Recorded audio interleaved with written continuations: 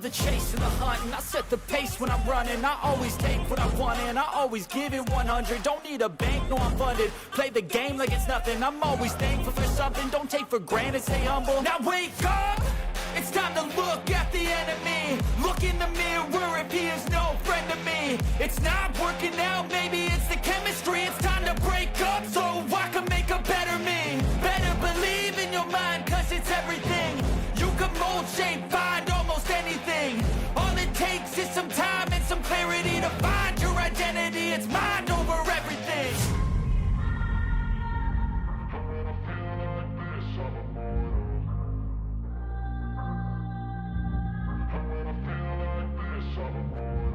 And when I feel like this, I'm immortal.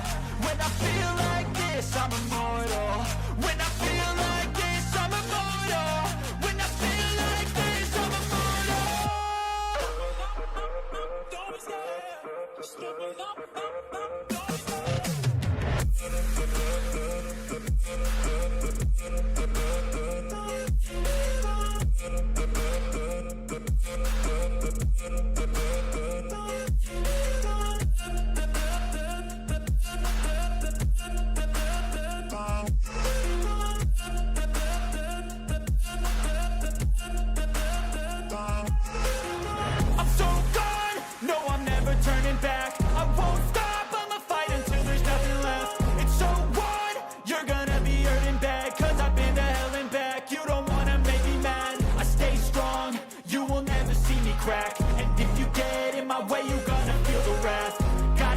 To my face while he's looking back. Mirror breaks after math. When I hate, I attack. When I feel like this, I'm immortal. When I feel like this, I'm immortal. And when I feel like this, I'm immortal. When I feel like this, I'm immortal. When I feel like this, I'm immortal. When I feel like this, I'm immortal. Don't be scared. Just give it up.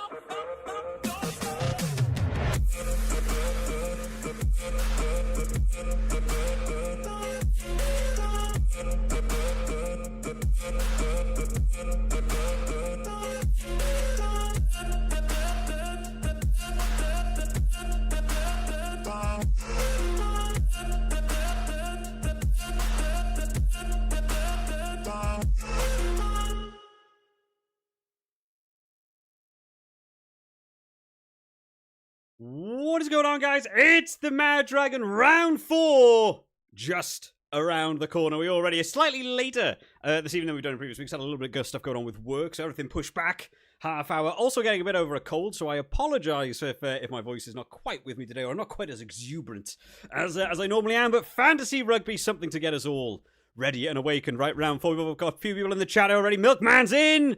The Milkman holding out that number 1 spot right up till last week. We had some big chats over round 3. And Milkman, unfortunately, dropping down a few places, but still coming in with a strong team. Round 3 was a round that's made me question whether I actually know rugby at this point. This Six Nations as a whole has been bizarre. I don't know where any team is other than France is very good. That's about my extensive knowledge on it now. There are games I am so convinced of that I know where they're going to go, I know what's going to happen, and they haven't done. I was convinced England were going to beat Ireland. I thought, I've said from the beginning, France Grand Slam, England second place. England look like they don't know what they're doing. Wales, they should be getting decimated by Scotland. You know, Scotland beat England, England beat Wales, therefore Scotland beat Wales. No, barely, right at the end through sheer attrition, they manage it. So, are Scotland much worse than I think they are? Are Wales much better than I think they are? Italy, got a win in round 1. Pushing Ireland hard. Oh, Italy are up for this now. Italy are up for a bit. 33 points to 8. And maybe a try that I almost don't even think should have counted. I don't know where any team is at. We're going to build a team today. And I don't know what I'm going to do. Great fun. And I'm very, very slow to do all this because of kind of work stuff. So I've literally got all the teams, all the graphic stuff ready 5 minutes ago. I haven't even looked at all the teams. We are literally going to be building these teams as we go today. Much more fun. Already got a problem with the chat box here not being... where I want it. There we go. Let's move that up there. Yeah, we'll dive in. We'll have some thoughts. There's a lot to go over for this one. But yeah, I've actually got to learn the teams as we're going, because I actually don't know. There is one that I was looking forward to discussing with you guys that isn't even going to be a discussion anymore. I was very, very much leading into this round thinking, I wonder if it would be a huge play to make Dan Sheehan captain. Driving maul tries versus Wales. Ireland need a bonus point from this Wales game. Driving maul tries, nice and safe. Hat-trick for Dan Sheehan. Complete underdog, like in terms of captain picks. Would it be great? Not even picked. Have seen that he wasn't even picked for the team, so that's out the window. Not even going to be a discussion to go through. User in the chat say, what are you doing, user? Jalibert or Finn Smith? Yeah, absolutely. Will be a discussion. There's a few. Jalibert's back. Thought he was gone. Thought he was injured and out and done. But he's back. He's managed to recover from that. So Jalibert is certainly going to be a big pick. Finn Smith in over George Ford. Not in the team. Gone is one. Finn Russell, maybe. Maybe Scotland turn it for France. Maybe they don't. I don't know. How's France going to be working? I'm going to have to try and cut down on the I don't knows this week, but it's always tough, right? This Six Nations is wild. It is so hard to know who's going to do well or who's going to do badly. Duhan van der Merwe? Who is that guy? Is he even in the team anymore? Does he remember what a rugby pitch is? Oh my God. All questionable stuff. Marshy, what up? How you doing, Marshy? If it weren't for that Bonds at kickoff, Wales would have won. Yeah, absolutely. I absolutely think, Wales should have won that game, could have won that game. I think part of that game for me is, let's swap over screen so we can have a look at the round, the previous one, right? Let's go over to here, right? This is round 3. And we've got the results over here on the right-hand side, so we can have a little bit of a look at them. That Wales team, I just think it is a symptom of where they're at. They are a bunch of players who, there is talented players in there, there's experienced players in there. I think the international winning drive isn't systemically built into the team that currently exists. They're trying to get it back. They go so far in the lead against that Scotland team, I think they themselves forgot what they were doing, and rather than just finishing off the game, rather than just keep going, just don't let it slow. They went, we're in the lead, hold it there, don't hold it, go at Scotland, and just having those moments, they're not having that killer instinct, switching off. Scotland want to win those games. They know they have to win those games. You get a Darcy Graham on, he's running. Don't turn your back on Darcy. Never turn your back on Darcy Graham, right? Oh, man. If they don't do that, they go on to win that game, and that will be a real sore spot for them. It will be a big learning curve to take away from that game is don't switch off till the final whistle. It's really fundamental, and it feels really mean to point out to an international standard they don't know it. But it's so true. They're in the lead. They're up on the points. They're getting tired. They're fatigued. New players haven't necessarily always played together, trying to work. And so just having those moments where you switch off, you're not communicating well enough, and it slips away. If they'd taken that win, would have been huge. Would have been massive for Wales. That game would have been disastrous for Scotland. I was talking to Connor Does Rugby. We had a few messages back and forth before the game and after the game, and it was so funny. Connor is if you see him on YouTube, he does fantastic, like in-depth rugby videos, much more than what I'm doing.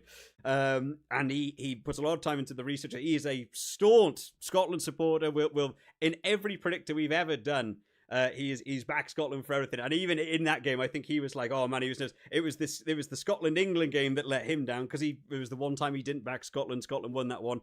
So many people backing Scotland to win, did win, but man, not in the way to do that. I'm looking forward to having a bit of a read through of the Scotland team. Way harder to build a team for this week, says Milkman. Absolutely. Honestly, even the games we've got this week, this feels like the week to trip people up. For me, I feel like this is the week things can just go wrong. I think there are 3 favourites off the top of my head. If you're just looking at those things on paper, for me, this is an Ireland, France, England week. That's, off the top of my head. Ireland have warmed up into it. I would say you're more safe in your Ireland pick there, but Ireland have had to warm up into this tournament. Wales have shown they can do something. They can do something if they can get it together. And these games aren't always the kill-off games. They're not the 60 points to 5 games. They're always, some competitive games. I love Ireland-Wales. I've always enjoyed this one in pubs. The Ireland supporters had a great laugh with a bunch of Irish supporters when we've had great close games. I'm still favouring Ireland for that one. Scotland-France is like, France have to be favourites. They are doing awesome. I still don't think they're out of third gear, which sounds mad. They're getting bonus points and killing every team off. I'm still waiting for them to just kill a team. Like, I think this France has got it in them. I almost feel like they sort of get in, they get the job done and go, well, I'll have a bit of fun with it. Like, as opposed to just like destroying them. Scotland, are they turning up? Are they not turning up? If they have a first half like they did last week, they're doomed. If they play the second, well, I don't know, the last 20 minutes, but do that for a full 80, they can beat France. They can beat France. You know, that one could be an upset. And then this England-Italy game, one that was an absolute write-off in my head pre-tournament as bonus point win England. This England team is just not doing what I've attributed them to manage. They just aren't doing it. And Italy, they didn't do well against France, but they did better than in areas of the game where I was like, I thought they would crumble much worse. And I was like, actually, if you take the high ball away from England and the contested kicks, England seem to struggle. And Italy have good high aerial ball jumpers. Maybe. And at home. Big win. I don't know. I think this is one. I think this is a week where the chance for an upset is high. Might not happen at all, but I feel like it's got to be up there. Oh my god, we've got stream elements actually working for the first. Wait, do we have the things working? No. I was waiting for a big pop-up tapping on screen. I thought, oh my god, it's in Streambot's in the chat. He's here somewhere. He's like over there. I thought maybe he's going to work. Nah, not for me. Big question for this week. Which 4 French to pick? Yeah, it's always which 4 French to pick. There's a few more competitive positions. We've lost Bralbiori, but that comes back in now is Jalibert, hopefully for this round. Sort of went over that one. French picks will be interesting. McCloskey or Balakoon for captain. Oh, Milgren's going for the Irish captain, not a terror. You've got Doris and also have Doris and Sheehan, who became Burn after roster. Yeah, Sheehan certainly not. I was having Sheehan all day long. One of my main picks. Jackson there pointing out, yeah, Gibson Park or Burn. Yeah, I absolutely think so. Yeah, Gibson Park, I think could be one to look at. I also very weirdly, I've for your super subs as well. What an interesting one. A lot of that Irish, but a lot of Ulster players for Ireland, and they all play with each other. So I'm kind of looking at maybe an Irish super sub, which is one of your Irish players then gone from your mainline team as well. Jalibert or Finn Smith thrown in there again is we haven't got to it yet. I'm still leaning towards Jalibert because I think he plays up, but it's France versus Scotland compared to England versus Italy. You know, who's going to do more? Finn Smith's getting you kicking points. Jalibert's not getting you kicking points, but Jalibert's running. Is Jalibert playing the full 80? I don't know if he came back from his injury. Maybe. Interesting. A few people mentioning Burn there. So solid. Average is like 35 when he starts. 5-3 splits. Yeah, interesting. Okay, so a few people. You swap Ramos out for Blairkinghorn, as I don't feel there's a lot of the tries in this game and scored. So it's going either way. That could be a big move. Could be a big move. You know what? Yeah, not looking at. But if you swap Ramos out for Blairkinghorn as you don't think there will be a lot of tries. Now that's an interesting move there coming from David Short there, because you said. You've dropped France's kicker for a Scotland fullback who probably won't be kicking, but you don't think there'll be a lot of tries. But does that not mean penalties would be all more important? Therefore, Ramos a little bit more important, maybe. I don't know. What to think about. You're over 100 points ahead in your £150 winner prize league. Wow, take it. Just keep going. Don't slow it down. Don't do a Wales. Don't back out. Don't try and hold the lead. Keep going. Keep making the push. Right, we'll dive and have a bit of a look at this one, shall we? Because lots to go over. Honestly, I've gone and grabbed the teams. I know a few things about the teams that I've got them here, and I've had to upload them for the graphic and stuff. But I by no means have sat down, read through them, made all my predicted picks. And normally I like to try and get a little bit ahead of my thoughts and stuff on this. But this is totally new. So let's start with the first game then. Ireland versus Wales. Here is the Ireland team that got announced. So Tom O'Toole, Ronan Keller, Tyke Furlong. As a start. Is this the right? This is the right team, right? Because we've got Ringo Stockdale back in. Yes, it was. I thought Clarkson was getting the start ahead of Tyke Furlong. I've taken this off of the official one. I thought I read that Milne was starting, unless I've. Oh no, sorry, O'Toole. Yeah, no, I'm wrong. It's O'Toole, Keller, Furlong. I thought Clarkson was starting. Sorry. What are we doing here? We're not working. There we go. Let's get a little bit of background music on the go. Marshy's retracting all sorts of messages. What on earth are you typing, Marshy? I just see there's like 4 different messages retracted there. Right, so James Ryan, Tygburn. Tygburn's gone back to 5, okay. Jack Conan 6, Nick Timoney at 7, Kellen Doris at 8. That's a solid back row. James Gibson Park and Jack Crowd. Jameson Gibson Park with a phenomenal game last week. Somebody mentioned, a few people mentioned James Gibson Park last week in the fantasy, and I was like, I just can't pick Dupont over him. It's Dupont, right? But, you know, yeah, James Gibson Park was a superb pick. Could be one to look at this week, certainly. McCloskey and, which I keep hearing the commentators say McCluskey, but I certainly read McCloskey there. If anyone is Irish and knows absolute pronunciation better for McCluskey, I can move on to that. But I've always just read that as McCloskey. And then Stockdale. Balakoon and Jamie Osborne. So I think if you're looking for your Irish back 3, I think I'm looking at Balakoon and Osborne. Stockdale? No Jimmy O'Brien? I thought he did well. I thought he did good, didn't he? All right, so Stockdale. I guess Ulster. They've let into it more, maybe. Yeah, I don't know. I'm not 100 blown away by. I feel like there's better options there. Like Tom Stewart, Milne, Clarkson, Joe McCarthy, Josh Van der Fleer. Joe McCarthy coming off the bench. Yeah, I don't know. I might have liked there to have seen. I guess I feel like you want to take the line out from Wales, right?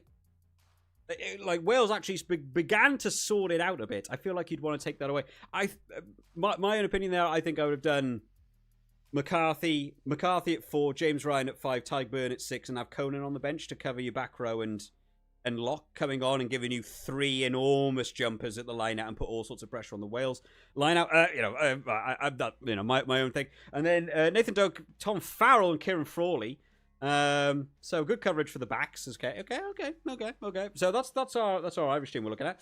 Wales, Rhys Carey, the boy. He's in the thumbnail as captain. I thought I had to make that thumbnail super early this morning. I was like, I have no idea what to do with the thumbnail. I was like, Rhys Carey got his try last week. He was the 4th best player in my team. You know, let's put him in there, a captain. Fun thumbnail thing, but I'm probably not going to make Rhys captain my captain. Dewey Lake, Tom Francis, David Jenkins, Ben Carter. Glad to still not be seeing Adam Beard in that lock department. Alex Mann, James Both, and Aaron Wainwright. It's a stronger back row than it was last week. James Both and came on, made big impacts there. Thomas William, Dan Edwards again. Joe Hawkins and Eddie James. That's a centre partnership I am quite enjoying so far. Ellis Meeback, Josh Adams, Rhys Zammit. I still don't think the back three's killer at the minute. I just don't think they're not finishing stuff off. I would like to see Zammit go back to the wing. I would like to see Zammit on the wing and Blair Murray come back in at fullback, really. Maybe not Josh Adams. Brian Elias, Nicky Smith, Archie Griffin, Adam Beard, Ollie Cracknell. Ollie Cracknell off the bench, man. Why does this boy not get a game? Kieran Hardy, Jared Evans, Louis Hennessy. Oh, Louis Hennessy's in. All right, okay, fun. Okay, we'll let me have a read through chat. And we'll start some views on team. I want to start with that Irish team to begin with. I think. Few people mentioned eyes on Timoney. Swap Ramos out because I feel there will be a lot of running from deep. So Meat Just Made. King Horn is certainly a boy for Meat Just Made from deep. Not that did he do that well last week? Van der Merwe certainly didn't. Irish back 3 could all do great, and any try through. I'm more thinking about Stockdale. I don't know. Maybe for me, I feel like Stockdale. How old is Stockdale now? He must be getting on a bit now, right? I remember Stockdale's 20 years ago. He's still going. You know, incredible to still be in an international jersey. I feel like looking ahead towards World Cups and stuff. Other wingers. I know they're doing the Ulster thing. I get it, but. Other wingers, maybe? I feel like could be more in there. Balakoon with a storm. A few people mentioned Balakoon. Back row, sorry, not back 3. Strong squad. Ireland upset. I by no means see it being an Irish upset by any means. I see Ireland taking this game. I think if Ireland lost, that would be an upset for me. That's the Twitter page. That's not what we're after. We're after this boy. Right, so let's. What should we do? We're moving on to round 4. Let's move on to round 4, building our team. Well, let's take a quick look at round 3, how we got on. I didn't do too terribly last round. We had a late minute change with Jalibert.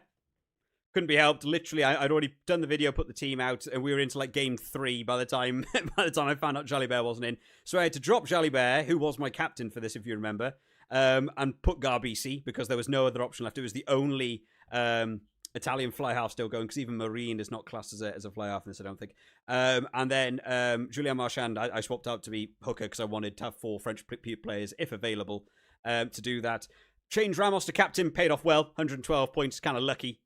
Just sort of paid off for me. Marcus Smith, 54 from the bench. Actually scored better than O'Brien, who I thought did very well for Ireland there. Rhys Carey, 29 points. So we joked about it last week about Rhys Carey being captain, but in all honesty, better than Marchand, better than Genge, better than Brown, better than Pollock, better than Earl, better than Ben White, better than Garbisi, better than Hugh Jones, better than better than Louis Bielbiaré. Rhys Carey. So, you know what? It was a joke last week, but you know what? Maybe. Just maybe. Someone to keep an eye out for is Rhys Carey going forwards. But yeah, basically, it was the Scottish team let me down. Van der Merwe just... Oh, I put so much stock. I almost made him captain at one point. You know, it was a consideration. I had him in the Superbru as well, and also just let me down. I don't know what's happened to Van der Merwe. They just didn't want to give him the ball. They did not want him to have the ball. He had it twice, and every time he had it, he ran 20 meters up the field, and they just said, nah, not good enough for us.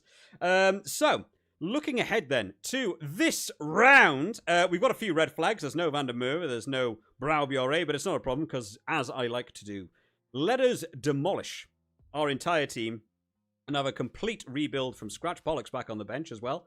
Probably good. Honestly, I think he's better from the bench. I wonder if Pollock will just end up being that guy who's just the bench player. The ultimate, sub that comes on and does stuff, but ultimately not starting. 222 stars, okay, not too terrible. Honestly, I feel like I got lucky last round. I felt so confident last round, and it did not pay off at all. Already a few people mentioning some big names there. Balakoon's been mentioned a few times in there. Rhys Carey to score a hat-trick. Says Vince, absolutely someone to keep an eye out for. If only Marcus Smith had run down and scored that try, yeah, McCloskey do it. McCloskey's so good, man. People were really having a go at me on it was round 2. People were like, how could you pick McCloskey over Ringrose? I think he's better. Bundiaki's back, right? I think he's available for selection. And McCloskey's still in, I mean, that should be saying stuff. Right, we've had a quick look at the Irish team. French and Irish are the two I'm feeling very confident in. So let's have a quick look at the France team. So we've got Jean-Baptiste Gros, Julien Marchand, and Alguerri, okay, as a front row. Charles-Yvon Guillard, who didn't come on for 75 minutes of that game, goes back in at 5. Francois Cros, Oscar Zeg, who had a good game last week, Jolange. Antoine Dupont, Jalibert back in the squad. Morfana goes back in at 12 alongside Deporter because Bielbiaré's out now. They have got so many injuries for that centre department, but Morfana back in. Louis Bielbiaré, Adesogbe back on the wing, who I thought actually did quite well at fullback. And then Ramos back at 15. Mo Varkin, Netty Bamba. Oh, Demba Bamba's back in. Man, I feel like I haven't said Demba Bamba in a long time. Thibaut Flamand, Emmanuel Meafu, who's, moved to the bench. Solid performance from that man as well last week. Nucci, so they've gone 6-2. Baptiste Saran and Barassi. Just back from injury? Yeah, maybe not getting the start. I would have liked to have seen Barassi at a start there as well. Okay. I mean, so the big question was, as it was poached earlier on in the chat, which is, which French players do you pick? I know they're against Scotland, and Scotland can absolutely look to take this fixture. They certainly push France in these games. I still think the 4 French picks are good. Off the dome as we're going. Ramos is your boy. He's just the best. But he even got a try last week, and that was, he's just doing enough for me. So we're off the dome. We're going to look to maybe change it as we go. Jalibert back. I like the idea of Jalibert. Are France having a big run? I also like the idea of Irish backs, so I might not load up quite as much. I think that scrum half position's competitive. I do think it's competitive this week for Gibson Park or Dupont. For the argument's sake for now, because it's Bielbiaré, but could be an Atasogbe, could be an Irish player. Looking to change that. A French forward as well, I don't think would go remiss. Where is Guillard? Is Guillard classed as a second row? He is classed as a second row as opposed to back row. Scottish set play. certainly a little bit vulnerable. Not the worst thing as well. Maybe a Giard. I'm open to the change. Nobody start freaking out. We're going to look to change this as we go. That's just a French throwdown smattering of names, right? Irish is almost more where I'm more interested in for this week. Up against Wales, I think maybe big points for Ireland. Need the points, right? They beat England. They've done, I think, their hardest job. I still see Ireland going on to beat Scotland. They need Scotland to beat France, and at that point, they need the bonus point. So you're looking at tries for me, for Ireland. I think they have to go in with that mentality. Your big names for your Irish, I'm looking at a Caelan Doris. I'm thinking you want a back three, certainly at least one. It might go up to two. Wow, they're not even necessarily the most expensive. Let me swap this to an Irish for now. Balakoon's been good, man. He's been very good. Let me put him in there. Jamie Osborne could be another one. Maybe instead of a BLBRA. Ramos has got your kicking points kind of safe.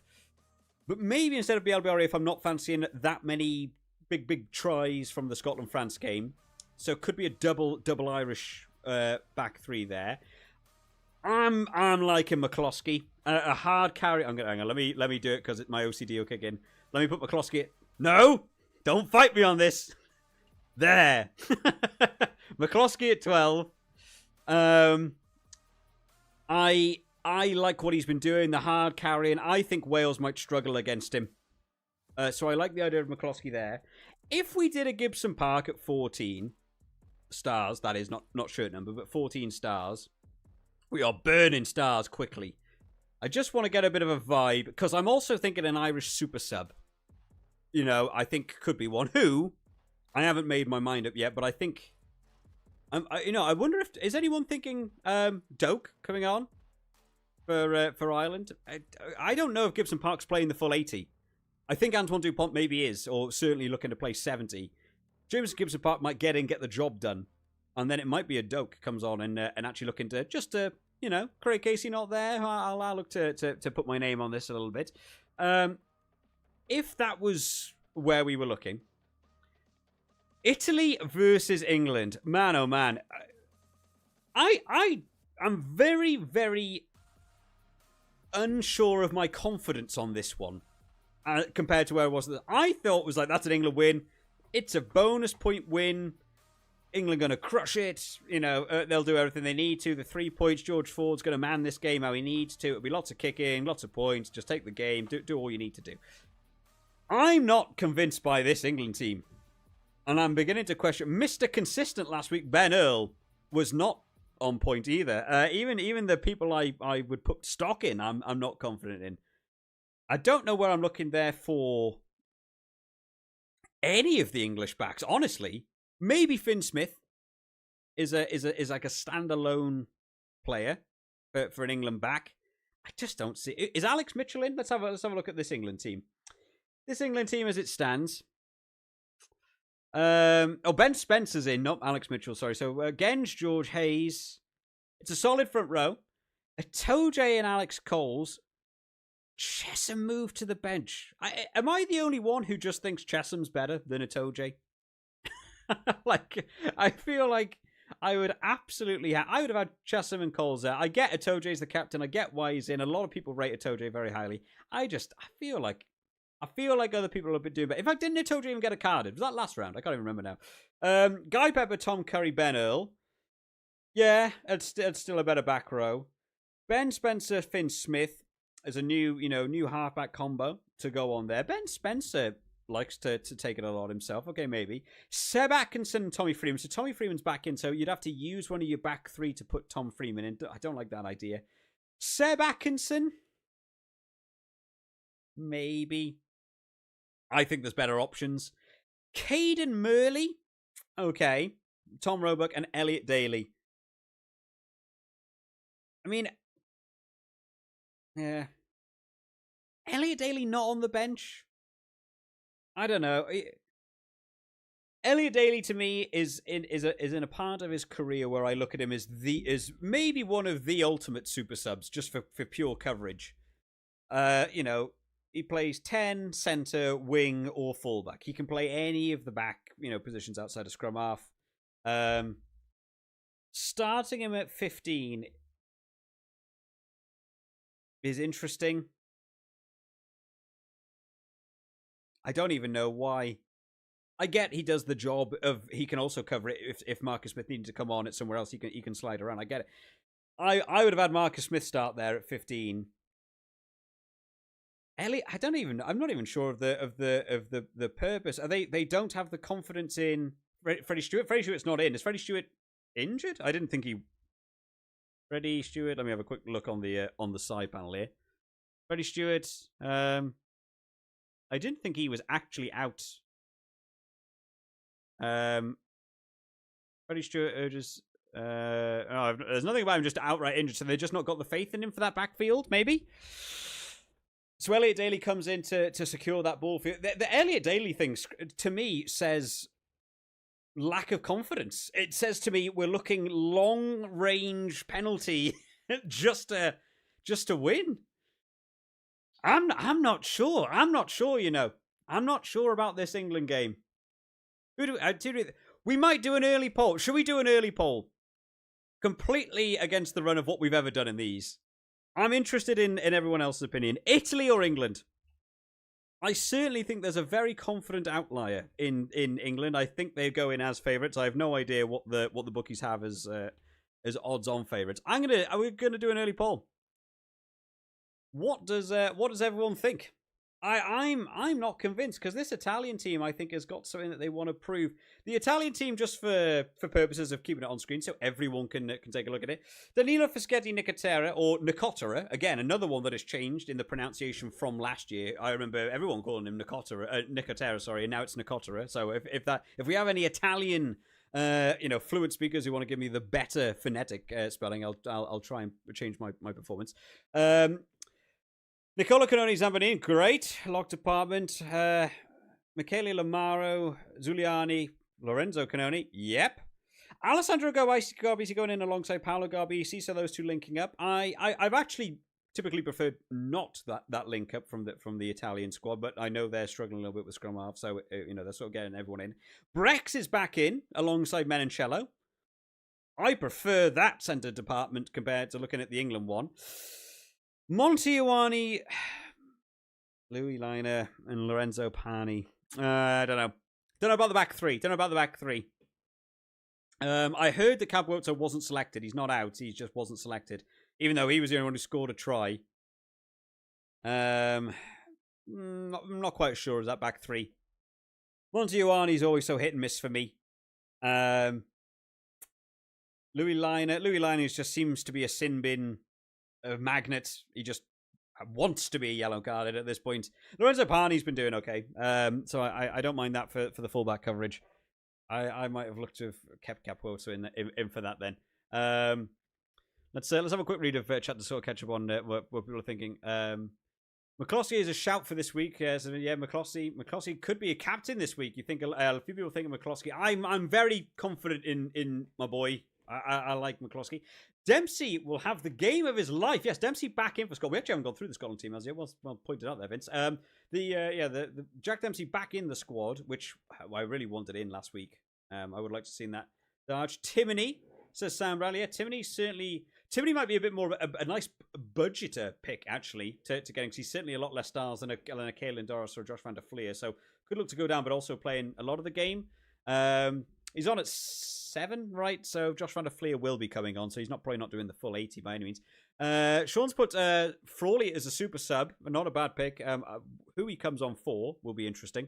I don't know what Ireland are going to do with this game. Do they just get the win and get everyone off who's important for the big Scotland game, or do they really, really, really put down a stamp game and keep valuable players on? Huge differential, Adam Beard. Yep. That's where we're making up. Super sub this week. Adam Beard about to come on. A few people saying they think Italy over England. Nico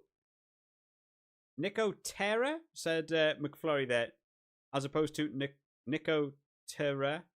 I still feel like I can read that both ways. I don't know how a better way to pronounce it. Like, is it Nico Terra as two separate words, or is it Nicotor, you know, is it like, does it have lots of O's and R's in it? It's probably more for my gauging understanding. It's just the commentators change their own thing, which throws me off. If they change, I don't know. You know, I don't know what I'm going to be doing.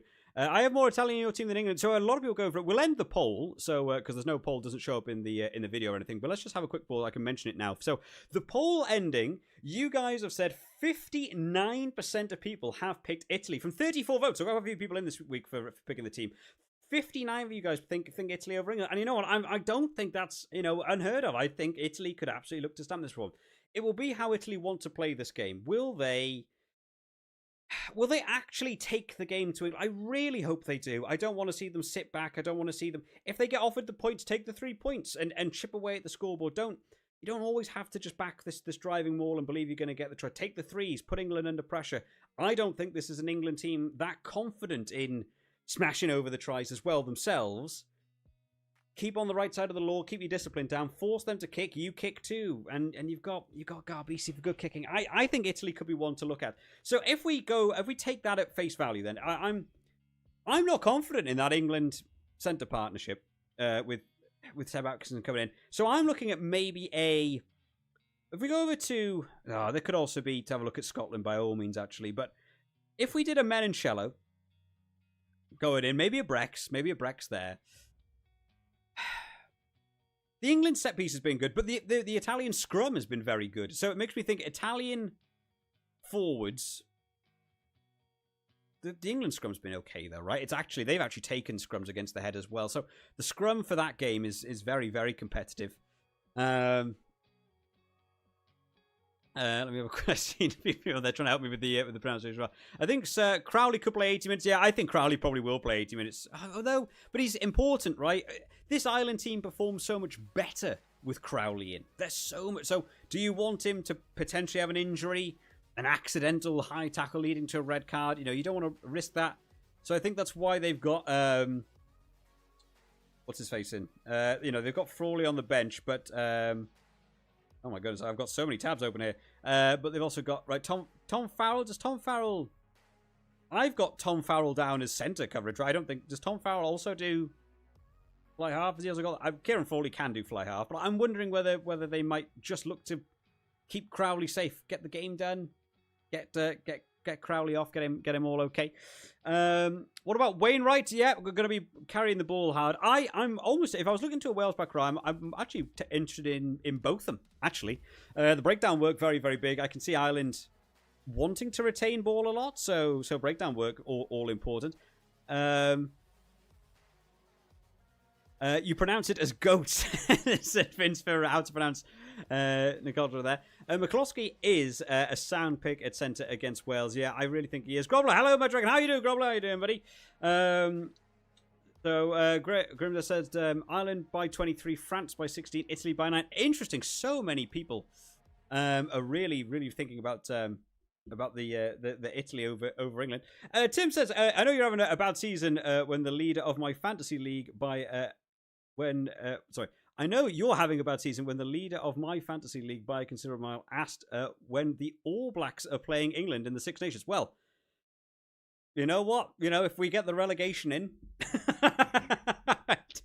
time to get the All Blacks in. That'll make it much more fun. What a much more competitive thing. So many people are really thinking it. I'm not against this Italy idea.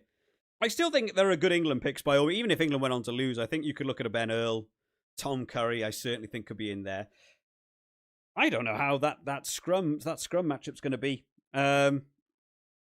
Because Italy have looked so good at scrum. England have had a pretty solid scrum as well. There could be changes elsewhere. I'm also not against the idea of looking to maybe put another Irish back three on. You know, maybe going for... You know, I know it would have Ramos at fullback, but also the Irish fullback in there. Maybe not having Louis Bielbiaré against Scotland. Have I given Scotland enough credit? Let's have a quick re-glance at Scotland. Scotland have got dangerous players. There's by no means, no reason to not go for these Scottish boys. But it's just France. I just think France is so good. Darcy Ray getting the start over Xander Ferguson was a bit more of a surprise. They're looking for that second half.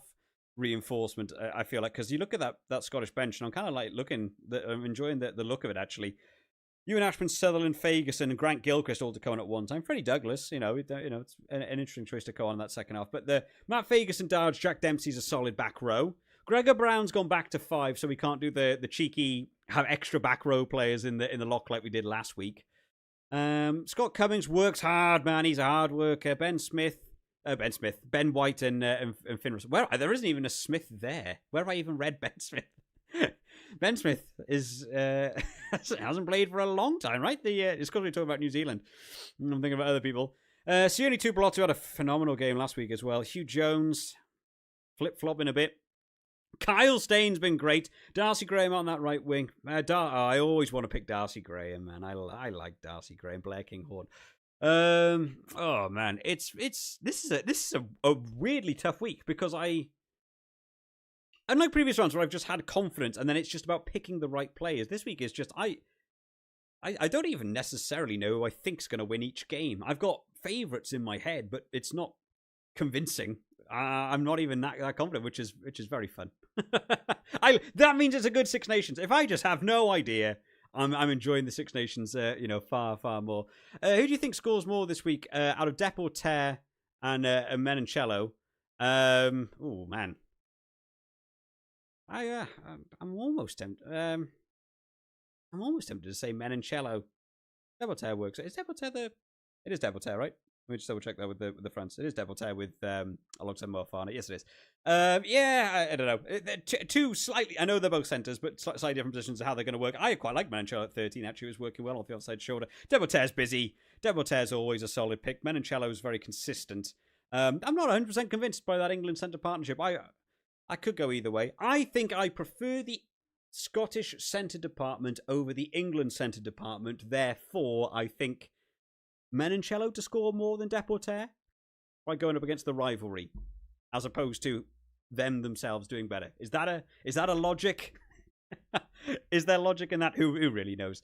Pollock is a super sub. He's fearless provider. Super sub could certainly be Pollock. And Marcus Smith is another one who did well for me last week. Would have been better if he'd scored his try. Ben Earl still too good to miss out. You're going Doris, Earl, and maybe Wainwright going for the triple. Number 8's not a bad move by any means. A few people mentioning Wainwright. Interesting. I like that more people are confident in Wales now. No, we haven't been confident in Wales. Rhys Carey was just my boy last week, and just hoping he turned up for it. Back row, Earl, Darge, and Doris. Yeah, Doris. I think Doris is a bit of a certainty in there. I think he's going to play well this one. MaD Dragon, thoughts on the Welsh forwards? Wainwright, Jenkins, Lake, Carey. 14 points with no tries and still a good prop start. Only plays like 46 minutes. Yeah, he's not an 80-minute player. He's Carey by any means. And fair play to him. He's a big boy. He's certainly, I wouldn't want to play 40 minutes against him, let alone himself play 80 minutes. I think the only thing about the Welsh forwards is I'm wondering what they're going to take away from Ireland. Are they winning that scrum? I don't think the Wales scrum is where the Italian scrum was at. I know the Italian scrum made Ireland look very, very weak, which is surprising. Ireland is not a weak scrum. I don't necessarily see Wales doing to Ireland what Italy did to them in the scrum. And then when I look at the lineup, there's a subscribe thing. If they've managed to fix it, they've managed to fix it themselves. Incredible! I can't believe it. We've had technology work with us for the first time. It's only taken 11 hours of streaming, and they've managed to fix it. Well, incredible. Thank you for the subscription, James. We finally got that working. Oh man, I'm glad that's been managed to fix. Don't know why it's all the way in the far corner, but you know what? We'll take little victories at this point. I don't know if they're going to do against the Irish forwards what Italian forwards did, and then I'm looking at the line out. I'm not 100% confident in the Wales line-out, and you look at the Irish jumpers, and I've always back the Irish jumpers in the line-out a lot. So I'm wondering whether the Wales forwards are going to take a lot. It could be tackle points more for them. Auto designers coming in there saying you think Conan, Lorenzo Canone, and Ben Earl. I like that people are going for Italian picks. Doris and Earl. I go Dempsey, Darge, and Wainwright, says Milkman. James Gibson Park and Jolly Bear is your halfback partnership, says Auto Designer. Yeah, very, very. This is a fun week. If anyone's reading the chat at the minute, this is so fun to see. Lots of. In previous weeks, it's been everyone saying the same names, and you feel like you end up agreeing. You're like, yeah, I just do think they're the best. I like that there's lots of different picks here. Let's do some other positions. I know I'm doing a lot of chatting. I like this to be a discussion point as well as not just doing the fantasy teams. I know plenty of people probably watch the stream I just want to see MaD Dragon's fantasy team and I'm done. That's what the Friday video is for. I enjoy the discussion. I enjoy hearing other well-educated rugby people talking about rugby. So let's have a look at this this back row then. So many people have mentioned how is Wainwright getting on? I haven't taken Wales very, very seriously across it. 27. Look at James Botham, man. Look at James Botham. What did he score last round? He must have 27 points, man. From the bench, not even meant to be there. Hasn't even started the first two games. I think James Botham's great. Aaron Wainwright, by comparison, has played all 3 games. He is averaging high 20s. You know what? I can take it back. Yeah. I see it. He does carry hard. He's one of Wales's main ball carriers, as is Dewi Lake. So not a bad move by any means. 13.4 in the grand scheme. Feels okay. He's sort of around the Jack Conan area. Man, this is a tough week.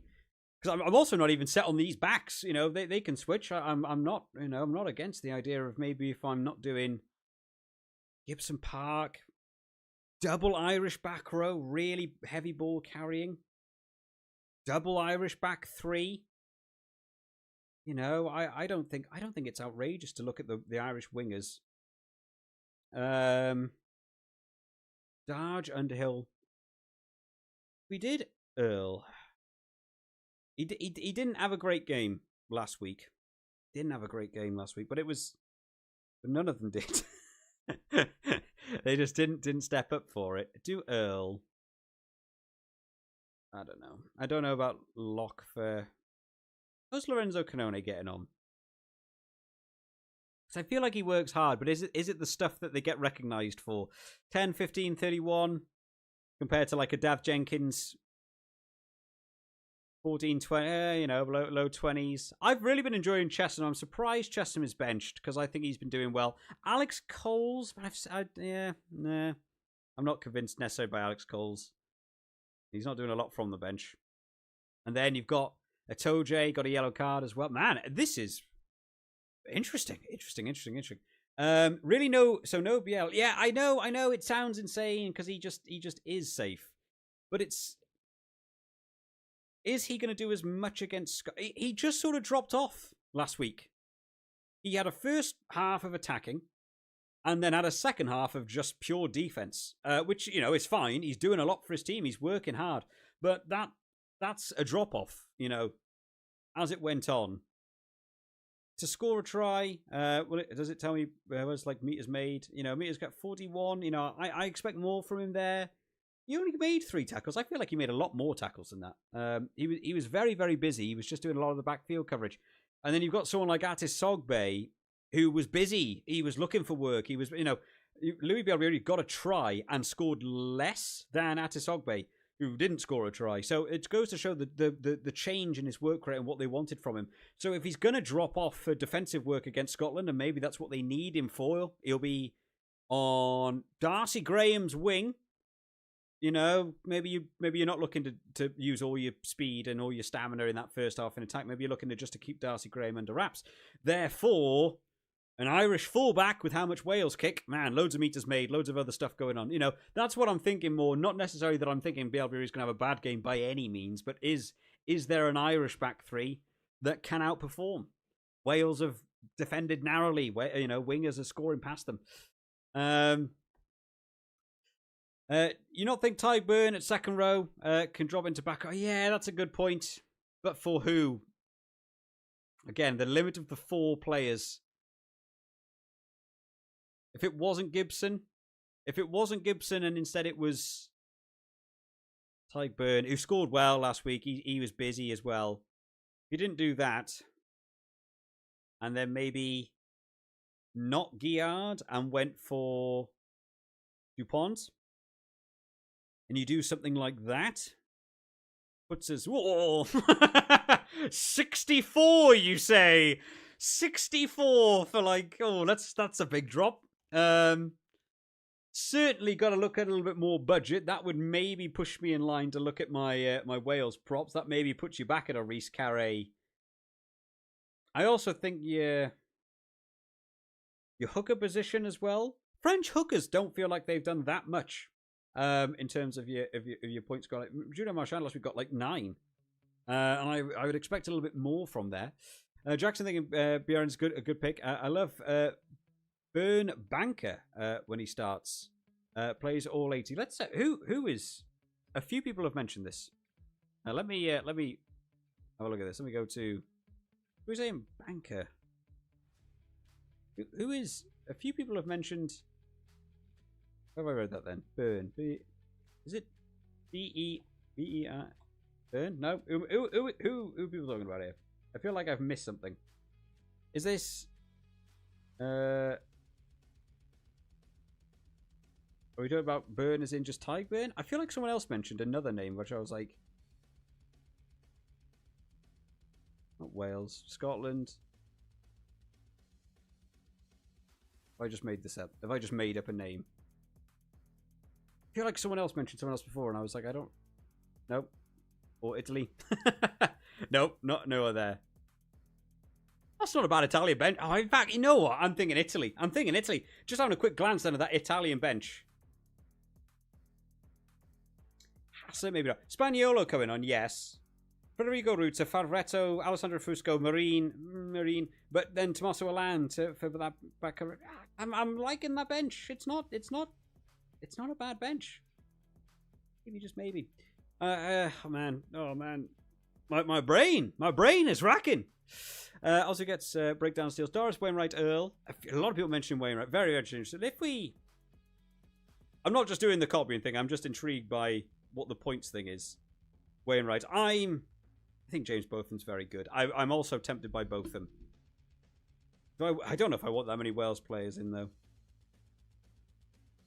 I like it. I like the idea of Italy. So if we had confidence in Italy, it would be looking at Fischetti, Ferrari. Maybe we do Ferrari over Fischetti for the point save for the prop. We went Reece Carré. Got her in there. That gives you 3. Dan Vanina and that leaves me with 10, which would be a little bit too short. I'm just trying to get a broader picture here. It's sort of prompted me to put either an England or a Scottish player, and we haven't really got a lot available to us there. The problem is I've gone too big here, right? It's all the best players in like 9 different positions, or the most expensive players. I like Ramos. Argument's sake, it wasn't BLBRA. I'm just going to spitball. This is sometimes how my brain wants to do things. If we did, Marcus Smith is 12. Not second row, back row. Back row for England is Pollock at 14. So Marcus Smith cheaper to come on. Oh no, sorry, that's Finn Smith. Nope, wrong one. Marcus Smith. That leaves me with 14.7. 14.7 on a wing is like everyone, right? What's Sogbe going in there instead of BLBRA? We're just throwing names out at this point, just as a bit of a look. I certainly want 4 Irish. I certainly want 4 French. That's got my 4 French. That's got my 4 Irish.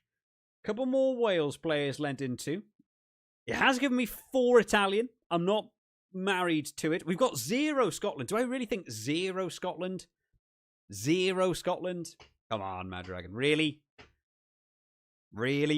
Yeah, I don't know. Don't know about that one.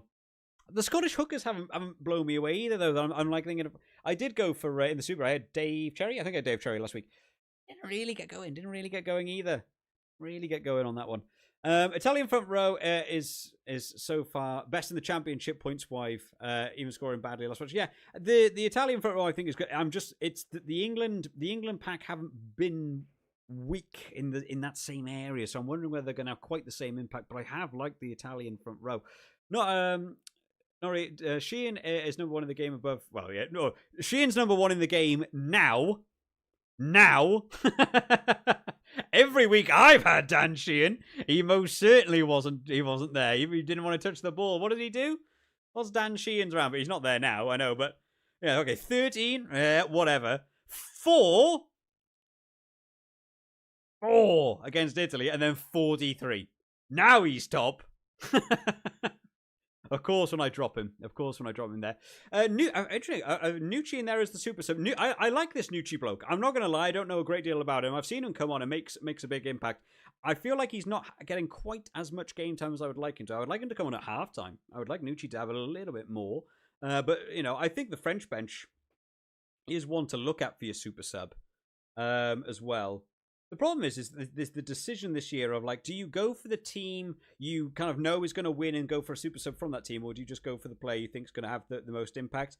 If I'm looking at that French bench, and I'm like, who am I looking at as a super sub coming on from there? I'm leaning more towards Nucci. Malvaca. Malvaca's probably playing 30. Maybe more, right? Thibaut Flamand can score from nowhere. He's fast. So second half against a tireder team, Scotland's so hard to gauge. Barassi coming on. When does he come on? Who's he coming on for? Like, is Mo Farner moving to a wing to keep the LBRA safe? Is Barassi coming on? Maybe. Baptiste Saran has actually made a huge impact from the bench in games. So I've been liking him. And so maybe there. I think you're looking at Malvaca or Nucci if you're going for a French super sub. I like the idea of having 4 French starting players as opposed to the French bench. But hey, what am I? What was the term used in the thing? I am 111th in my league. So, by no means take my words as gospel when I say things like that. Rutzer could be a super sub. Rutzer comes on, makes big impact. Banker is someone in the chat. Oh, right. I feel like someone else said Banker. And I was like, is that another guy that I've completely missed in all the I think Ben Earl is a choice here. Yeah, Ben Earl's a consistent player who just had a okay round last week. What about Van der Fleer as a super sub? Spenny, but could be worth it. He will come on. I assume he's coming on at 7, which is why Nick Timoney is one of those where I'm like, is Nick Timoney a good, money saver in the budget, but gives you also a good back rower? But then is Josh Van der Fleer coming on early for him? Big impact from Josh Van der Fleer, I'm expecting as well. So, again, not terrible for Josh Van der Fleer. Banker. There's Banker. My name's Banker. Yeah, I was on about Bird. Rutzer could be a super sub. Josh Van der Fleer or Pollock for you. Being brave and taking out BLBRE this week. So I might not be able to... I'm not saying not to have a French back 3. I'm just saying budget safing. Just to have other players in other places. I'm still... Wainwright. If it wasn't Wainwright, it could be both of them. What about No Nation back row? Let me have a quick look on who's in budget. What are we at?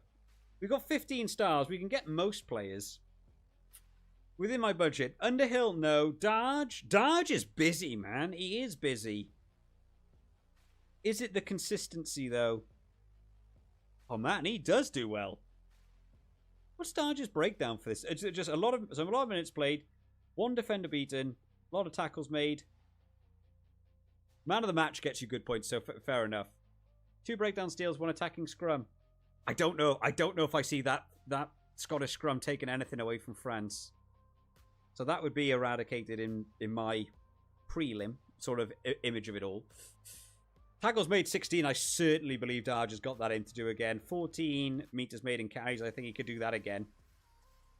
I'm surprised that warrants a 45-point score. No tries, no assists.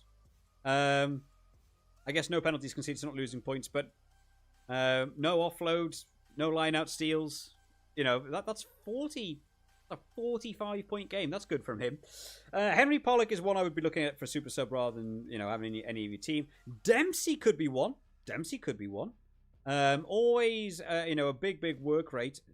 Big drop there, 40 to 16, and then didn't play, obviously, out with his injury. Curry, sustainable, but that's 5.7 points. Is that what he's averaging? Oh, he's done a lot of bench games and then 9. Yeah. Wainwright's a big contender. A few people have mentioned Wainwright. Guy Pepper, Alex Mann. I feel like penalties dulls Alex Mann's performances for me. Cunning himself, not even there. Cracknell. Where is Botham? Is Botham... Have I skipped a page? Oh, there's Botham, sorry. Obviously, didn't play the first 2 games, so hard to gauge quite where he's at. But James Botham's one of those players that I think always deserves more time in an international jersey. 7.7 stars, low budget. To also put in a big performance. That breakdown also in line probably with what we saw there from Darge. Not quite as good, 1 meter less made. 1 tackle less. A few less meters made. Not as anywhere near as much of a heavy ball carry as Aaron Wainwright. So yeah, I guess in that regard, it's more sensible to have Aaron Wainwright there. So it could be one. I'm thinking of swapping Doris for Van der Fleer. If there's not another obvious option. Van der Fleer is on the bench. I wouldn't recommend swapping. You want to throw the Hail Mary and believe that he'll come on and make such a massive impact that it outscores Doris. He's not playing. He's not starting, sorry. So Van der Fleer's on the bench. I would be looking at Doris, probably maybe Conan or Timoney. I think any of the Irish back row. Certainly worth thinking about. Freeman says, Freeman is I just don't know what to think of Freeman in this tournament. He's can fly high, can not. He seems to get more work rate when he's playing at centre, which he is, so certainly there. But I don't know if I like losing one of these back 3 positions to a Freeman centre pick. Is Freeman outscoring Atisogbe, who has been busy? He only scored 20. Atisogbe only scored 20. I thought he was so busy. Very, very surprising that. Actually, I thought he'd score more than that. I'm really liking the look of the Irish boys. I'm thinking captain is Ireland as well, to be honest. The Balakoon McCloskey. If it was Gibson Park, I don't even think that would be a terrible pick. Maybe not Byrne. Doris feels safe as a captain, actually. Doris is going to get you 30 to 40, right? So that puts you at 80 if he's around there. Balakoon, maybe Balakoon. He gets into the 40s, you know what? He's certainly up there. Doris is always capable of getting that high 30. He's probably a safety net captain as well. My Dan Sheehan outside a Hail Mary pick certainly hasn't worked out for me. Unless you take Byrne back and put in another Irish back 3. Yeah. I like Byrne. I think Byrne's playing the full 80, whether he slides to 6 or not when McCarthy comes on. I feel like he's probably in there for the full 80. I like the idea of having Guillard in as well. He's a hard worker, but Guillard they don't seem to have any faith in him to do close to 80. It's not even, it's 40. It's less than 40. Like, they don't seem to have a lot of faith in him to do that, which is weird. So I don't think Guillard then. Olivon, what is Olivon? Is Olivon a back row, surely, right? France. He is classed as back row. I don't think Olivon would be an outrageous pick there. Darge, people mentioned Darge there. Darge, the high tackle count. The only Scotland I would consider Darge. Man, I like the Darge love. Darge is one of those players that entered the scene, blew me away, and then just didn't seem to just keep that focus on him, as like one of the major key players. You think back to like Watson at 7, for Scotland was such a massive name. I feel like Darge, I don't know, just kind of fell out of the I've always liked Darge.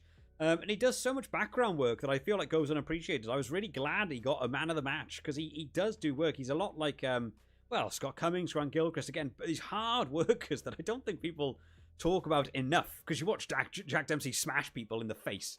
Right, and then Darge is just doing jackals. He's turning the ball over when it matters. He does. So I love that so many people have pointed out Darge in this.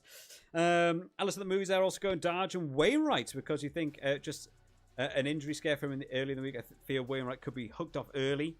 I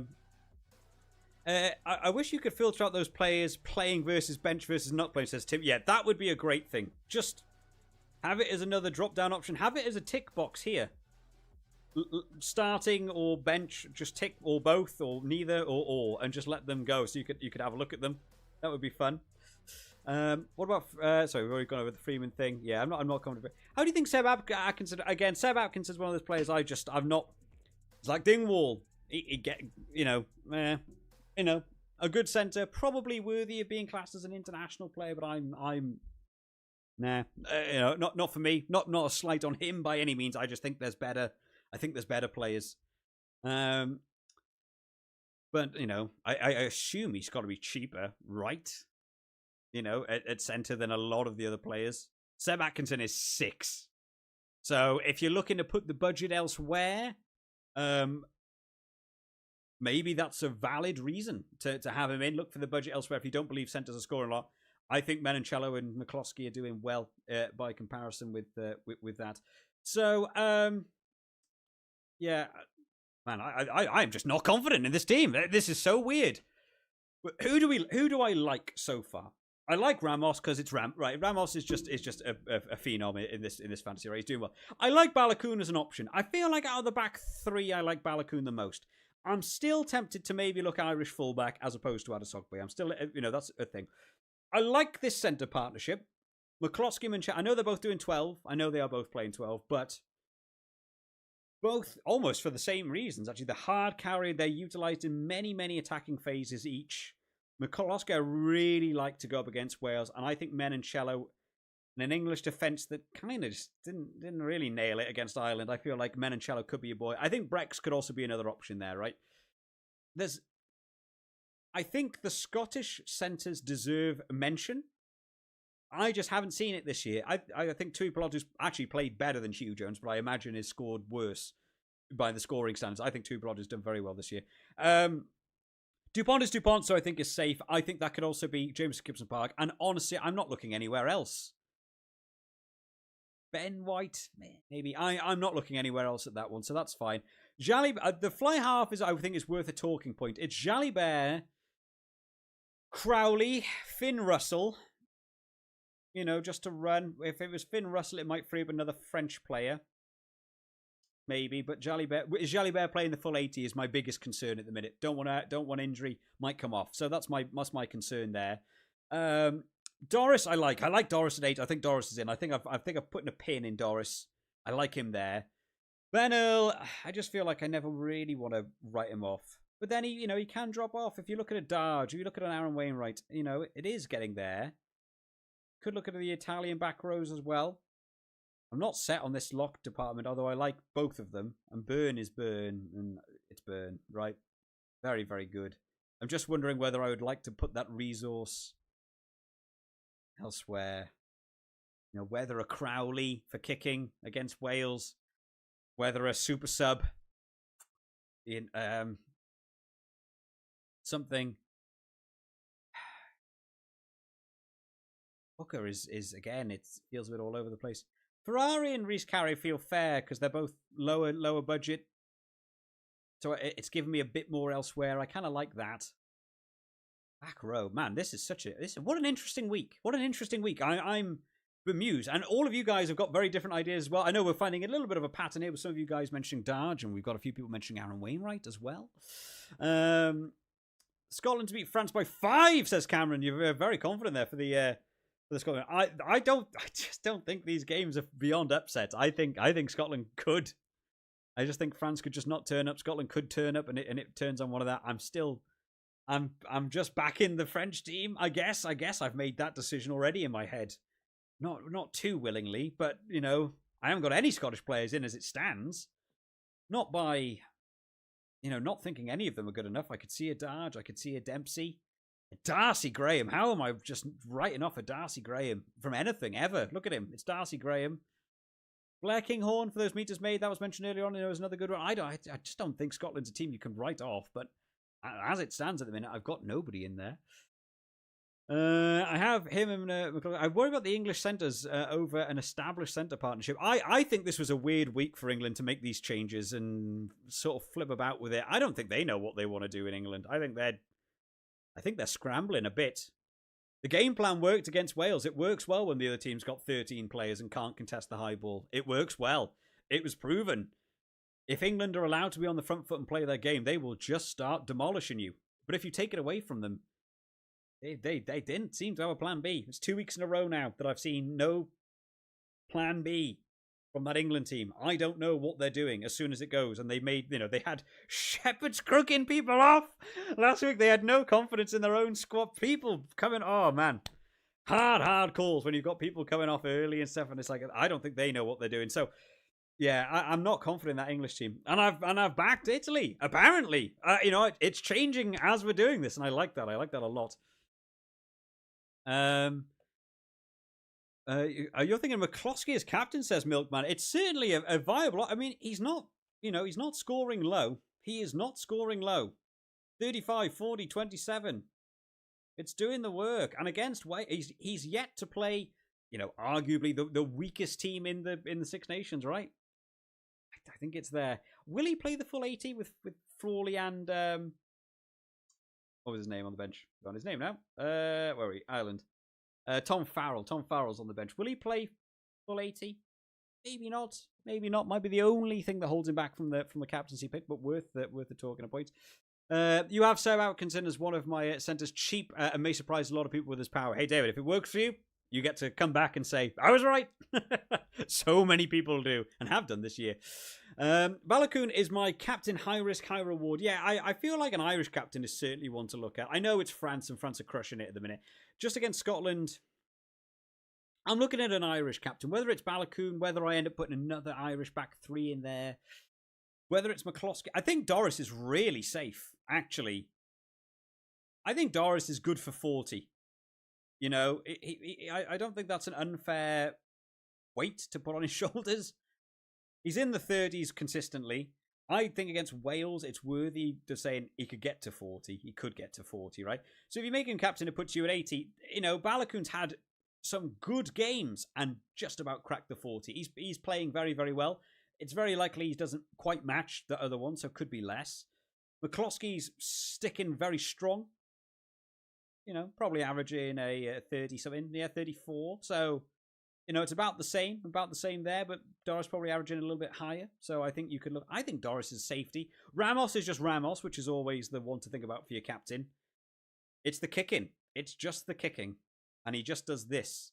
And he gets up towards that 50, and it just makes him more viable. But if Scotland turn up and don't let them do it, suddenly that Ramos points drops a lot. A lot of those points can come from kicking for him. Connor there coming in saying, you think Crowley is captain because he takes the kicks? Yep, same logic as the Ramos thing. I think Crowley will get a few kicks, whether he does the full 80. My issue is I need someone who's as good as DuPont, Doris, and Ramos, but costs 6 stars, says Tim. Yeah, if only it's a Reece Carey. There he is. There's your boy. That's him, right down there. Always good for a try. I've never doubted him. He's... When I think of top try scorers this Six Nations, I look beyond BLBRA. I look beyond James Lowe. I look beyond those people, and I look to Reece Carey, because that is where you're safe. I don't know who will win out of it. Italy-England is the problem. Yeah, it's been a close poll, and I like it. Surely Gibson Park is a better option than DuPont, says Willie. That's, that was where we were originally. But, where do you drop? Is Gibson Park going to do so well against Wales that it warrants it being much better points overall than DuPont, but also dropping another Irish player? What did Gibson Park score last week? He scored a lot, right? Surely.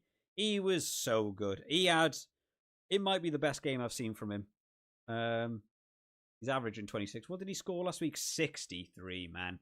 63 is so good. That's such a good game from him. And I'm very proud, because the previous 2 weeks is not a lot to write home about, right? One of the reasons I kind of wrote him off a little bit last week, well, a lot, really, to be fair, was that he just wasn't doing the things you want from Gibson Park. And then last week he did, and that was the right call. But then DuPont is probably pulling a good 30, 40 points, probably, mid-30s every game. So you're looking at the best game, maybe, of Gibson Park's life. Scores you 30 points more than DuPont, but then Tyburn covers the rest of it with him getting a 30 as well. So, it could balance out. DuPont's always consistent. I don't know. There's no right or wrong answers in this. The joy of the fantasy, you don't know until you're in it, and then you get to feel stupid for all the wrong picks you made and were so close to making in the first place. Check the weather for the game day, said Thomas. Yeah, Milkman has come in there and said it's clear weather for all three, which again, to me, warrants an open game for Italy and for Ireland. And France and Scotland want to do that as well. I don't think Kinghorn's a bad option by any means as well for the meters made, because he doesn't pass ever. Coles and Guillard. I like Guillard. I would have liked to have had Guillard. It would be, again, who do you drop for Guillard? Is Guillard outscoring these boys? I'm not convinced by it. Jamie only scored about 6 points than DuPont last week if you take away man of the match. Oh, really? How much is man of the match in this game? Where's the game rules? What does man of the match award you? I've got it down. It gave you like 3 points. Am I completely wrong? Man of the match. Player of the match. Oh, 15. Oh my God. All right. Okay. I'm way off. I've given way too much credibility, or not enough credibility, to how much impactful that was. I thought it was like 3 points as a little bonus. Okay. It's a lot. So if you do well, then yeah. So man of the match makes up a lot. So that's why Roy Darge scored a lot as well. Is it a viable strategy to just think who you think's actually going to get man of the match? Because I don't think it's off brand for Caelan Doris to get man of the match versus Wales. Oh, we've broken YouTube. We've fixed certain technical issues today. We've had other ones go wrong. There we go. Let's get a bit of a kick vibe to it. Let's get some heavy music on the go. Such an interesting set of calls for this one. I don't like Earl this week, and dare I say DuPont. Some people have really had the first five of me. Now the interesting thing is I originally didn't have DuPont, and I've changed that. That's the gut feeling was Gibson Park, and those are the ones that come back to bite me. But I've made the change, and it's DuPont, right? How many times have I said that across this series? Mark, Dan Crowley, 40 last week in a shock. It could be huge this week. Yeah, I don't know if Jalibert's playing the full game. 87, though. 87, 52. If he turns up, you're on. I'm also not sure. Isn't that weird? I'm also not sure about Ben Earl. It's mad to think that I'm also just thinking maybe not Ben Earl. And if not Ben Earl, it would have to be Scotland, though, right? I don't know if it's fair to believe that Scotland are going to do as well against France as England will against Italy, even though I'm thinking Italy will win. I still feel like Ben Earl. I'm not sure about any of that. Do we look at Wales? As much as I've a Wainwright, Earl, Doris, Dempsey is good. Darge could be in there as well. So Darge actually. So hang on. Now that we've discovered this Darge thing, what did Darge get if you take away his man of the match last round? So he still got 30, which is still good by all means. But if that man of the match ends up equating to 15 points, it is a very, very impactful thing. And I would say typically when they do the man of the match, they pick from the winning team, right? So if I was to say that I'm confident in a France win, and Darge wasn't going to do that same thing, it puts him at a 30. And if Wales aren't going to win, Aaron Wainwright's also at a 30, and consistently 30. So maybe we look at a Wainwright. Man, what a weird week. What a weird week this is. I like it, but it is a head scratcher. Other people here have said Balakun, McCloskey, Menoncello, BLBRA have said auto designers. So yeah, that's the same line I've got going for here. We've mentioned the Crowley thing. Barring some major upsets, the people sat at the top of their leagues will keep the core French players and pick from whoever plays Wales. Massive challenge to make up points elsewhere, says Phil. You know what? I think that's a very fair analytical breakdown of it. The French 4 picks are, it's an interesting thing this week, right? Or every week, right? Because I actually think there's more than 4 French picks, you know. I think Ramos is like a consistent one. Jalibert, I think, is consistent. Dupont can be consistent. But I think Gibson Park's shown you can fluctuate. You can afford it, maybe. But I think Dupont's consistently better. Atisogbe and BLBRA have been good, you know, just across this tournament. The centre department has been good. Charles Olivon has been good. Guillard, you know, yeah, all right, yeah, he wasn't given the shot last week, but I think Guillard's been good. I think there's like 7 French players you can afford to pick from, and then you pick the core French 4. I still think it's worth having the French 4 backs. This is the one week I'm questioning it just because of versus Wales. But then I did the same thing with Van der Merwe last week, and he scored what useless, utter nonsense score? 5 points. How does Duhan van der Merwe score 5 points, man? Not even possible. Right, we need to start making some intense decisions. I feel like I need to start nailing people on and absolutely building it in, because the stream is getting along. I know people want to have a bit more of a sorted team. YNH said best captain picks of the round. I mean, I still think you're looking at the French backs, right? You know, Jalibert, solid. Dupont, you know, optional there. BLBRA, Ramos, all good. Your Irish picks, I think your Balakoon, your McCloskey. Anyone else from Ireland? Maybe. Honestly, I think a Jamie Osborne could be there. Crowley for your kicking, maybe. I think Caelan Doris is very safe. I think Caelan Doris gets you an 80. You know, just by being there. He just gets you an 80 points. You know, whereas other players are going to work for it a bit and can supersede that score. I think Caelan Doris is your solid 80 pointer if you make him captain as well. So it's maybe a safe bet. But if you're going to go safe, is Ramos. I don't know. Can you drag them? Oh, you can't see it on. That's weird. You guys can't see it on screen. When I drag the shirts, it moves the shirt around for me on my screen. But it doesn't show up on the stream. Interesting.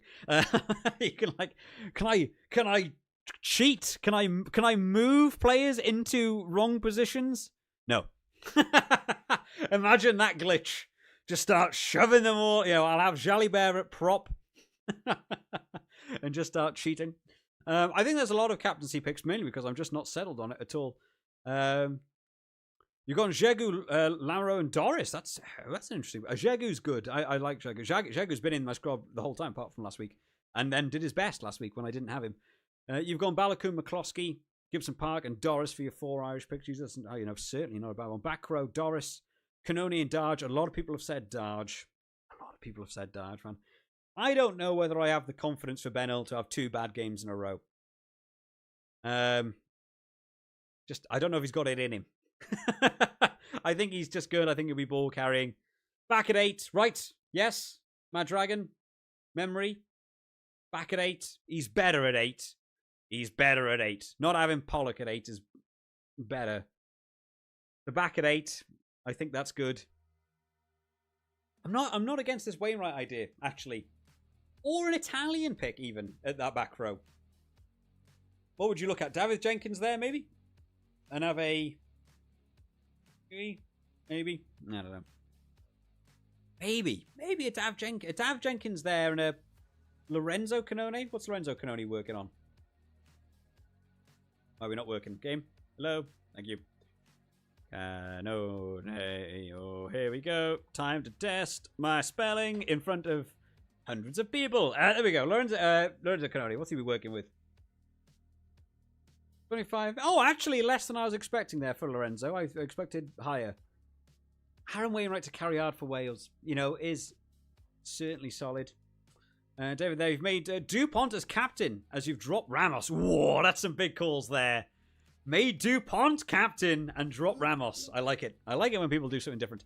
Pollock card wouldn't have done Earl any favours, to be fair. Yeah, Pollock outscored him with a card as well. I haven't really talked about a lot about the super sub. Am I engaged with this team? Italy point have seriously dropped from round 1. Those insane tackles from the weather boosted weather stats. I don't think a single forward in that pack has outperformed their round 1 scores. Yeah. Who at hooker though? Does it just feel? Does it feel like the driving mauls have really dropped off? Out of all the teams for driving mauls, I feel most confident in Ireland going for them. Irish hooker starting Kelleher. Yep, double check. Kelleher. Tom Stewart. I don't know enough about Tom Stewart. Have a quick glance on the side. Tom Stewart. Rugby union player. Also at Ulster, they really like this thing. Oh, Tom Stewart. Wait, I do recognise his face. Why do I not recognise that name as much as I thought? We're going ultra now. Let's go into some real point scoring. Has scored 175 points over his career at Ulster in the last 5 years, which doesn't help me that much. 5 apps for Ireland since 2023 with 0 points scored. Have I got confidence in that driving maul try from the bench with a Wales squad beginning to tire? If Kelleher was benched, I might think about Kelleher super sub for that reason. I don't know. I don't know about the starting. The Wales defensive maul seems like it's kind of okay.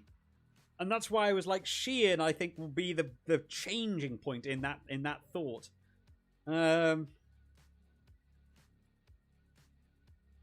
Italy just to bag tries. Nicotera. Italian subbed hooker. No, I don't even know the name. Tommaso. Hang on.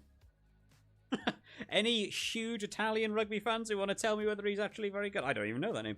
Tommaso Di Bartolomeo? Oh my goodness. Sorry, butchering his name. Poor boy. He's got to be young, right? 25? Yeah, 25. What's he working with? I honestly, not a name I know. Oh, has made his debut. Oh, I thought that'd be. I don't know that name. Has played for Italy. Came on from the bench against Australia. Came on from the bench versus South Africa. That's a rough. Welcome to the game. Got 2 tries against Chile. Did get 2 tries. Did start the game. Every try he has ever scored, seemingly, is by being the starting hooker, not by coming on from the bench. So, not a great little bit of information to go off there. So I don't know about that. So I'm, that is some stats, but whether I feel confident in that one. So I'm still looking at Katara, but then really, it has dropped off. Milkman's very right in there. Lake. I know, yeah, Lake. Welsh hooker. What are we looking at for Lake? This is such a weird week. There Lake rocking. Mid-20s. Is there any hooker really outperforming it, though? I know Nicotera, he's had some good starting rounds there, but honestly, I know Dan Sheehan's an outlier last week. Not really fair. Julian Marchand, I feel like he's been pulling low, right? Yeah, okay, he got a 31, but then it's brought down by around it. Luke Cowan-Dickey, 6, 11, 5. Malvaca, 20, 9. Ewan Ashman, 14, 0. Kelleher, 4, 12. Like, the hookers really aren't destroying it. Even Jamie George is nearing your 10. If you're gonna get like 10, you might as well look at maybe some star savings, to put elsewhere. I've still got 1.9 to play with, so could go more. Whether that is dropping Marcus Smith, can we afford a Henry Pollock in there? Can now afford a Henry Pollock. Henry Pollock or Marcus Smith to come on from the bench. Change the game, prove me wrong. England actually can win against Italy. That sort of allows that budget to stretch a little bit further by having that back. I might be happy with that front row. Maybe I'm not. I'm not happy in that hooker position at all. I'm just lying. But but I honestly don't know who's the better pick. Kean said you're 100. I can't say 1100th in the world. Can I see where I am in the world? World. Where's world? Does it say world? I feel like I looked for this before, right? I am 67,000th. You're doing much better than me, Kim. Well done. Italy have 2 away games since the lake is consideration. England all has been good, so perhaps Luke Cowan-Dickey is sub said, yeah, maybe. I feel like if I'm going England sub, I'm looking at Smith or Pollock.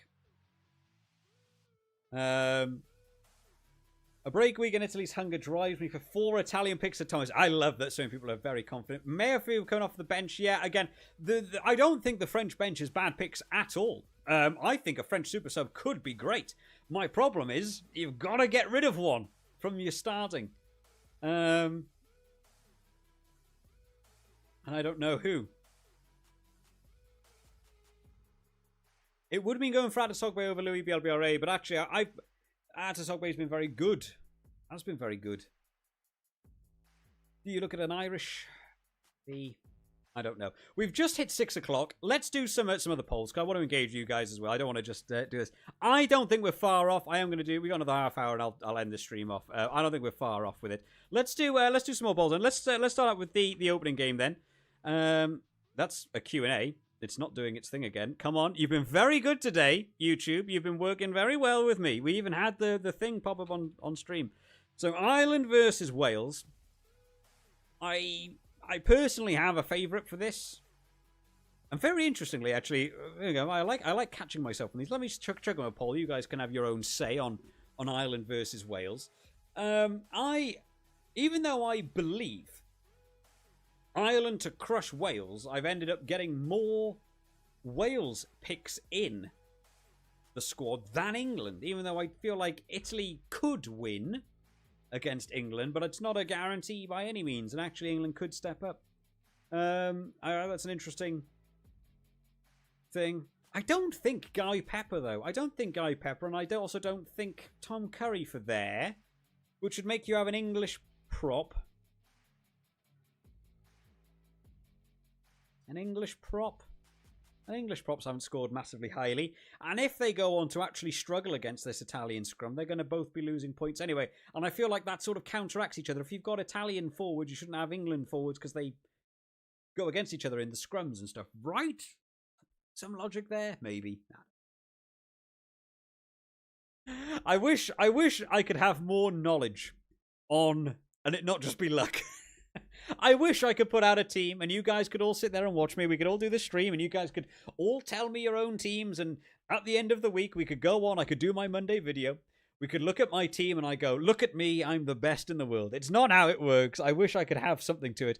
At any point, any of these players can have injuries. Any of them can have red cards.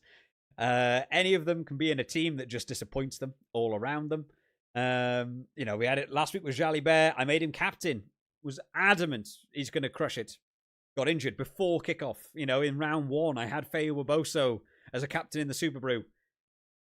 But just before kickoff, injured. Great. Can't do anything about it. You get really in the weeds in it. I just can't seem to do it. Thomas said there, Ferrari for a cheaper prop and Canoni for Wainwright. Yeah, I think Wainwright will do more than Canoni. I've got Ferrari as a prop there, again, for that. Because it could be Ferrari or Fischetti, right? But Ferrari's much cheaper and allowed me to squeeze in the then Henry Pollock over Marcus Smith is an interesting one for your super sub as well. You just never know. That's the beauty of fantasy rugby. Well said, Phil. That is absolutely how it works. It just seems I'm wrong more often than not. And I don't know how it's possible, because it shouldn't be that way. Right, we'll end that poll so you guys can we can have a look. It's certainly gone one way, as to be expected, as we am. We've got 98% of you guys going for Ireland, 11% going for Wales, whether that's actual confidence or you just like voting for that underdog because you want to do it. Right, let's do we'll do the final game as well. What have we not done here? So we haven't done Scotland versus France. Okay, it's another one, man.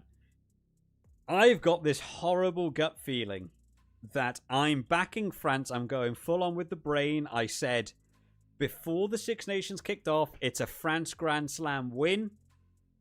I think they're going to do it. I've backed France every round. I've got my 4 French picks. There's nothing on paper to say France don't win this game. I have got something in my gut feeling say this is like a Scotland by 2. 79th minute penalty. Nonsense. I get this one wrong. Yes, there's something evil about this game to ruin it for me. And I'll have no Scottish picks. And it would go terribly wrong, and everyone will go to the comment sections and say, do you even watch rugby, MaD Dragon? Do you even know what you're talking about? Have you seen Scotland? Look at what they did to England, and you have no faith in them. Yeah. I can see it. I can see it coming. But, you know, if it doesn't happen, then you look dumb for not backing France. Imagine dropping all 4 of these French picks and having Kinghorn, Darcy, Ben White, and Finn Russell. Not a bad 4 players, right? But then if France win, you look real dumb. You look real dumb. Look at me with my Scottish picks last week. I was so confident in my extra back rower of Gregor Brown, 16. I had so much faith in this man. So much faith. So much faith I put him in not only this one, but also my Superbru. And then got to watch Kyle Stain demolish one wing and Duhan van der Merwe look like he's actually stood off the field. Like, not a joke. Actually, I put it in Monday's video. Points in that game stood off the field on the wing. If a crossfield kick's coming, you can still remain on the field. You don't need to be off it. Get on the field.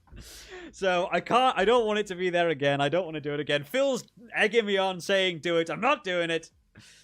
I'm back in France. I'm back in the ridiculous confidence that I have in France and not going to face the fear of the Scottish upset. Right, 78% of you guys voted for France. 22% of you guys voted for Scotland.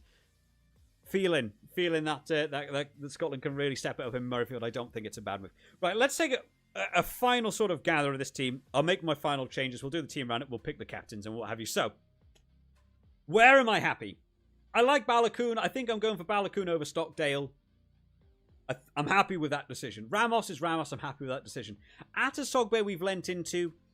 Bit of a star saver maybe compared to BLBRA. Menoncello and McCloskey, I'm really happy with that centre partnership. I like that. I'm hoping for big work there, right? I'm feeling it over the England centre partnership. I'm feeling it over Scotland, Wales. You could certainly look at French there. I personally wouldn't be looking at Morfana. Deporter. Yeah, you know, he can do stuff. You know, there's nothing wrong with that by any means. You could even look at Deporter and not Dupont. Could look at that, you know, but I'm putting pins in them as I'm going. I'm happy with the back 5 there, right? Jalibert. I think you could also look at a Crowley. I think you could look at a Finn Russell. As long as Jalibert plays, I want him in because I think he's going to do well. I think Crowley could be a good pick there, actually. I think Crowley could be good. I just don't know. I don't know who I'd go rid of for him. Dupont. Yep. Okay, great. Doris, yes. Byrne, yes. Carre and Ferrari, yes. For lower budgetary reasons and props don't score a lot. And Rhys Carre deserves to just be in the team for what he's doing in that loose head department. In fact, I'm going to do something nobody else cares around. Let me move these around. Because we can actually have a loose head prop and a tight head prop, which is lovely. I love when we actually get to do real positions. I did say it in last round that I really wish there was a way they could do it, but we'll have them actually in their official positions. Why not? I don't think we can do it. Although I don't think Zambanin's playing 4, right? No, he's playing 5 as well. So they're both playing 5 at lock. Not a lot I can do about the lock department, right? Zambanin could be one I'm not settled on. And if it was within budget, 9.8. Oh man, 9.8. Not Gregor Brown. Zambanin, Carter. I don't know about Ben Carter. Dav Jenkins. Oh, Dav Jenkins not there? Oh, not in budget, probably. Grant Gilchrist, great. No one else is even starting. I'm actually outside the budget for Nicolo to even look at as well. Right, so Zambonini's in. He's in. Pin in the name. Right. So Nicota and Nicotera, however I'm pronouncing it. I really wish there could be a different hooker there. I really wish there could be a different hooker there. I just don't know who. It could be Jamie George. It could be Jamie George. I don't think not in budget. And I like spending all the money here. 12. Is he really more than 12? It could be Jamie George. Jamie George to get a try. Doesn't really look like getting those tries, is he? Let's get rid of that. What's Jamie George doing? Oh, 11.5. He is in budget. So why does saying within my budget not count? Why was he not there? So Jamie George is there. So I could do Jamie George.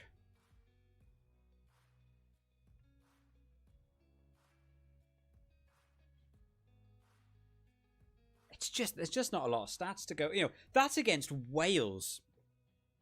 That's against a 13-man Wales team. 12. I don't have the confidence in that. I think I'm sticking Italy. Nope. And the Scotland hookers, I'm really...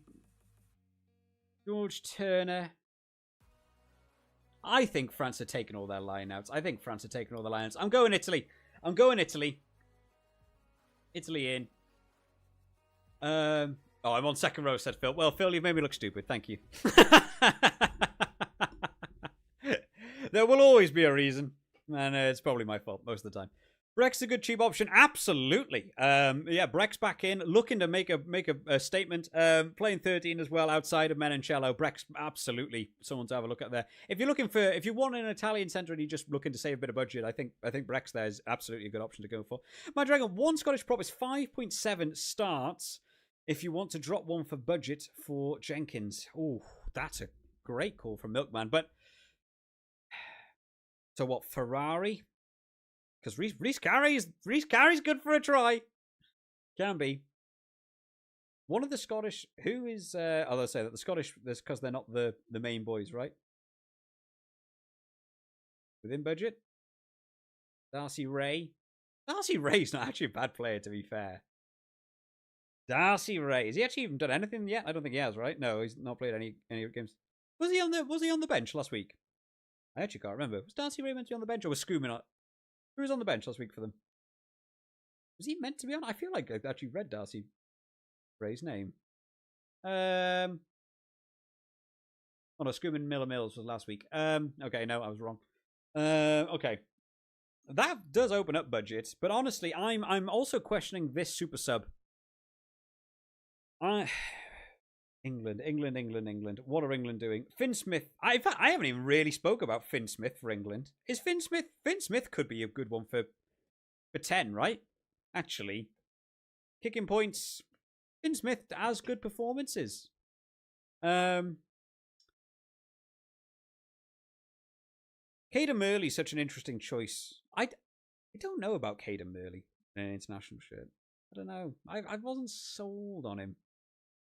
Very just self-driven. I'm going to score. He'd be like, just give the pass. Just do something. Like that's my memory of Caden Miller. Reminds me of who's the New Zealand winger? What was his name? Right winger, low caps, and kept scoring tries, and so it felt really mean to be like, I think he's sort of going out of his way and being a little bit selfish with the ball. He's it's not playing the team, but he kept getting tries, and so it sort of invalidates your criticism, because then he's doing the work and he's getting the try. That's kind of what I think with Caden Murley. I'm like, I feel like he does a little bit too much on his own and get the team involved, but he can absolutely score tries, so then it sort of warrants he's doing stuff on his own. Will Marcus Smith come on? And when will he come on? Where will he come on? Is Elliot Daly spending the full 80 on? Again, another reason why I think more sensible to have Elliot Daly on the bench. If he's there for the long-range kicking, last-minute penalty stuff, Is he not better to come on from the bench and then you don't have to worry about jigging him round and moving him? Is Elliot Daly staying on for the full 80? I feel like Finn Smith deserves an 80-minuter at fly half. So it would pose to me that Marcus Smith is looking at that fullback position. Elliot Daly also capable of playing... Oh, they're doing the thing. They're rotating, are they? Elliot Daly can play 13 and Tommy Freeman starting at 13. So they've looked at it as they can do the 6-2 because they don't need to move Ben Earl to centre. Elliot Daly's covering centre for them. Right. So, actually, more likely, Caden Murley or Roebuck is coming off. Freeman slides to the wing. Daly goes in at 13. Marcus Smith comes on at 15. So you're actually waiting out the wingers or injury. As opposed to Henry Pollock, who is coming on and on a 6-2 split is coming on at 50-55, right? That's what he's doing. So I've corrected my own... I was thinking about dropping Pollock and going back to Marcus Smith because last week Marcus Smith got me 54 points coming on from the bench. Doing all those running meters would have been more had he got the try that McCloskey's a monster and stopped him. I've changed my mind on that. Pollock is staying super sub. That's my view on that one. I've talked myself round on that because Marcus Smith is waiting on... I'm going to guess Roebuck coming off. He seems to keep coming off, and their centre is covered by backs, not forwards, moving for the hybrid play. 6-2 split says they're going more forwards. Jamie George actually maybe a little bit more likely then to get the driving maul tries than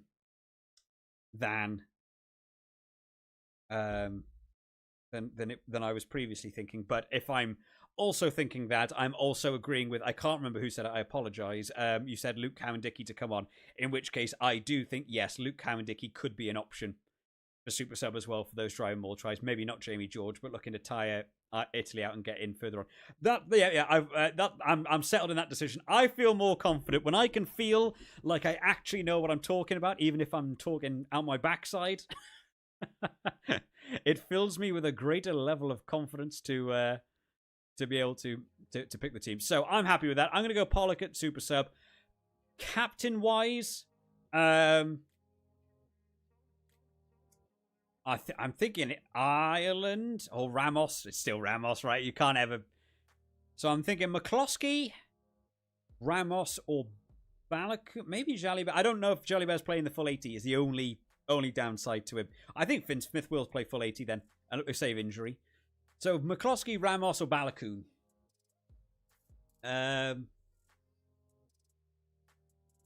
Or Doris.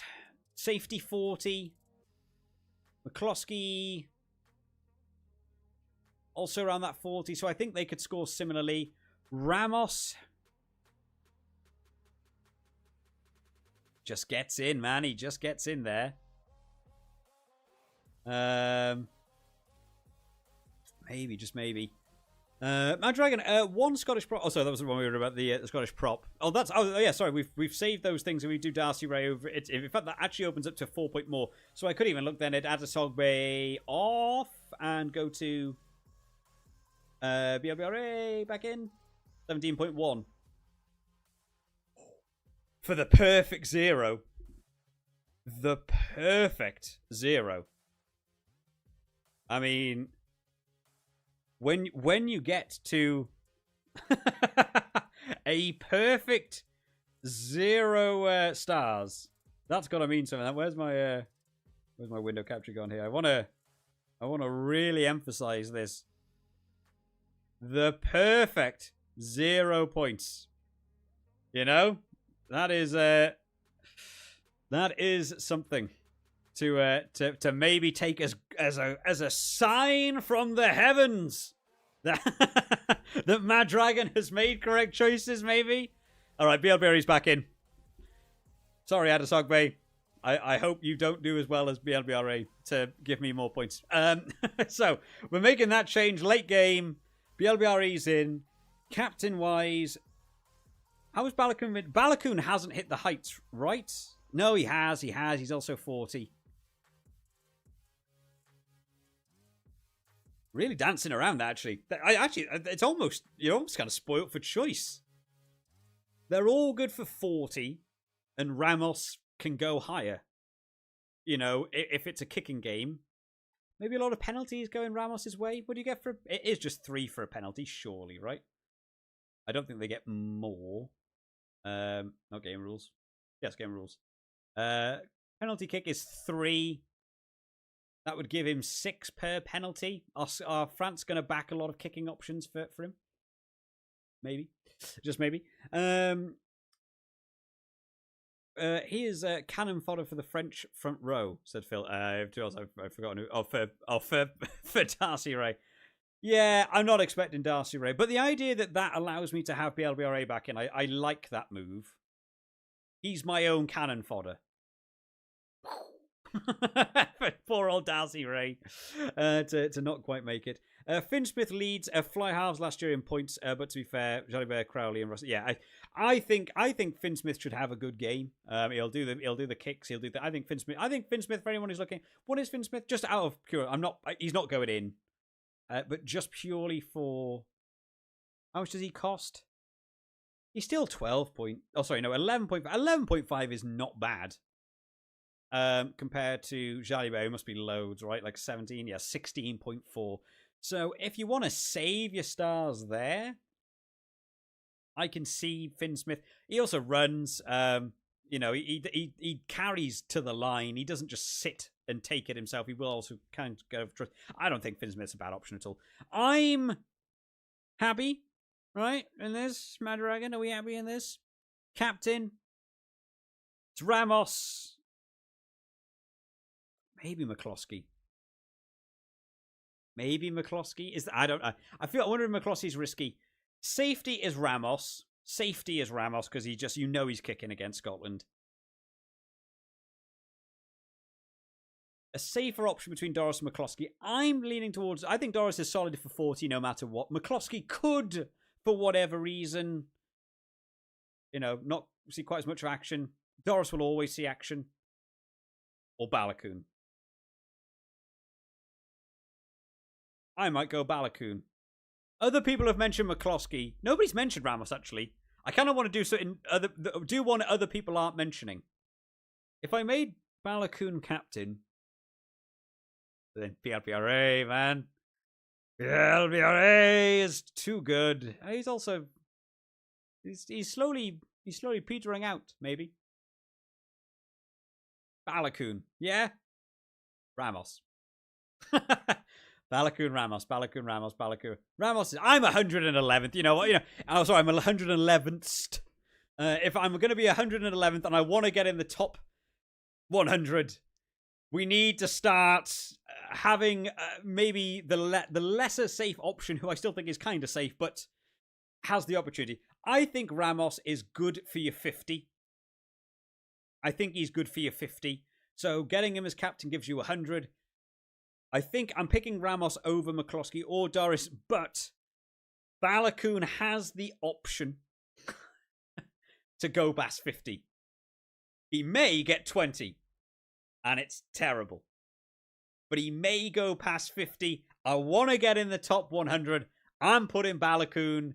That will be my captain, and I'm going to maintain Henry Pollock as I've talked myself round to it. I think that's where we're going. We'll do one final roundup on the the team preview thing before we round off the stream. Any other thoughts? Sorry, Milkman's I mentioned Fine Go Nuku. No, it's not who I'm thinking of. It's the I nearly had it then. It nearly came to you. Anyone else have that? Where it jumps into Carter, Leroy Carter. That's who I'm thinking of on the wing. And he just doesn't pass it, and he always just goes himself. And at the back of rucks, rather than leaving a forward to do the hard work, he pick and goes himself and somehow scores. And everyone goes, "This Leroy Carter, man, he's crushing it." And you go, but he could be somewhere else, and he could be helping the team. But he does his own thing. But he gets tries, and so he does it. I wonder what that is in the human brain, that for some reason you think of something and then it disappears, and then you have to really quickly re-engage. I don't know why. Yeah, Leroy Carter's who I'm thinking of. Ramos starting 10 is his peak performance this year, though. I probably won't get many of them. I mean, I think hard to gauge. I mean, he also got a try right last week. I think last week's a weird anomaly again for Ramos a little bit. You take his try away from him. What's that? 10. He's down to 46. That puts him square bang in there. He's run a fantastic line. He's done exactly the job he needed to do. He needed to be there.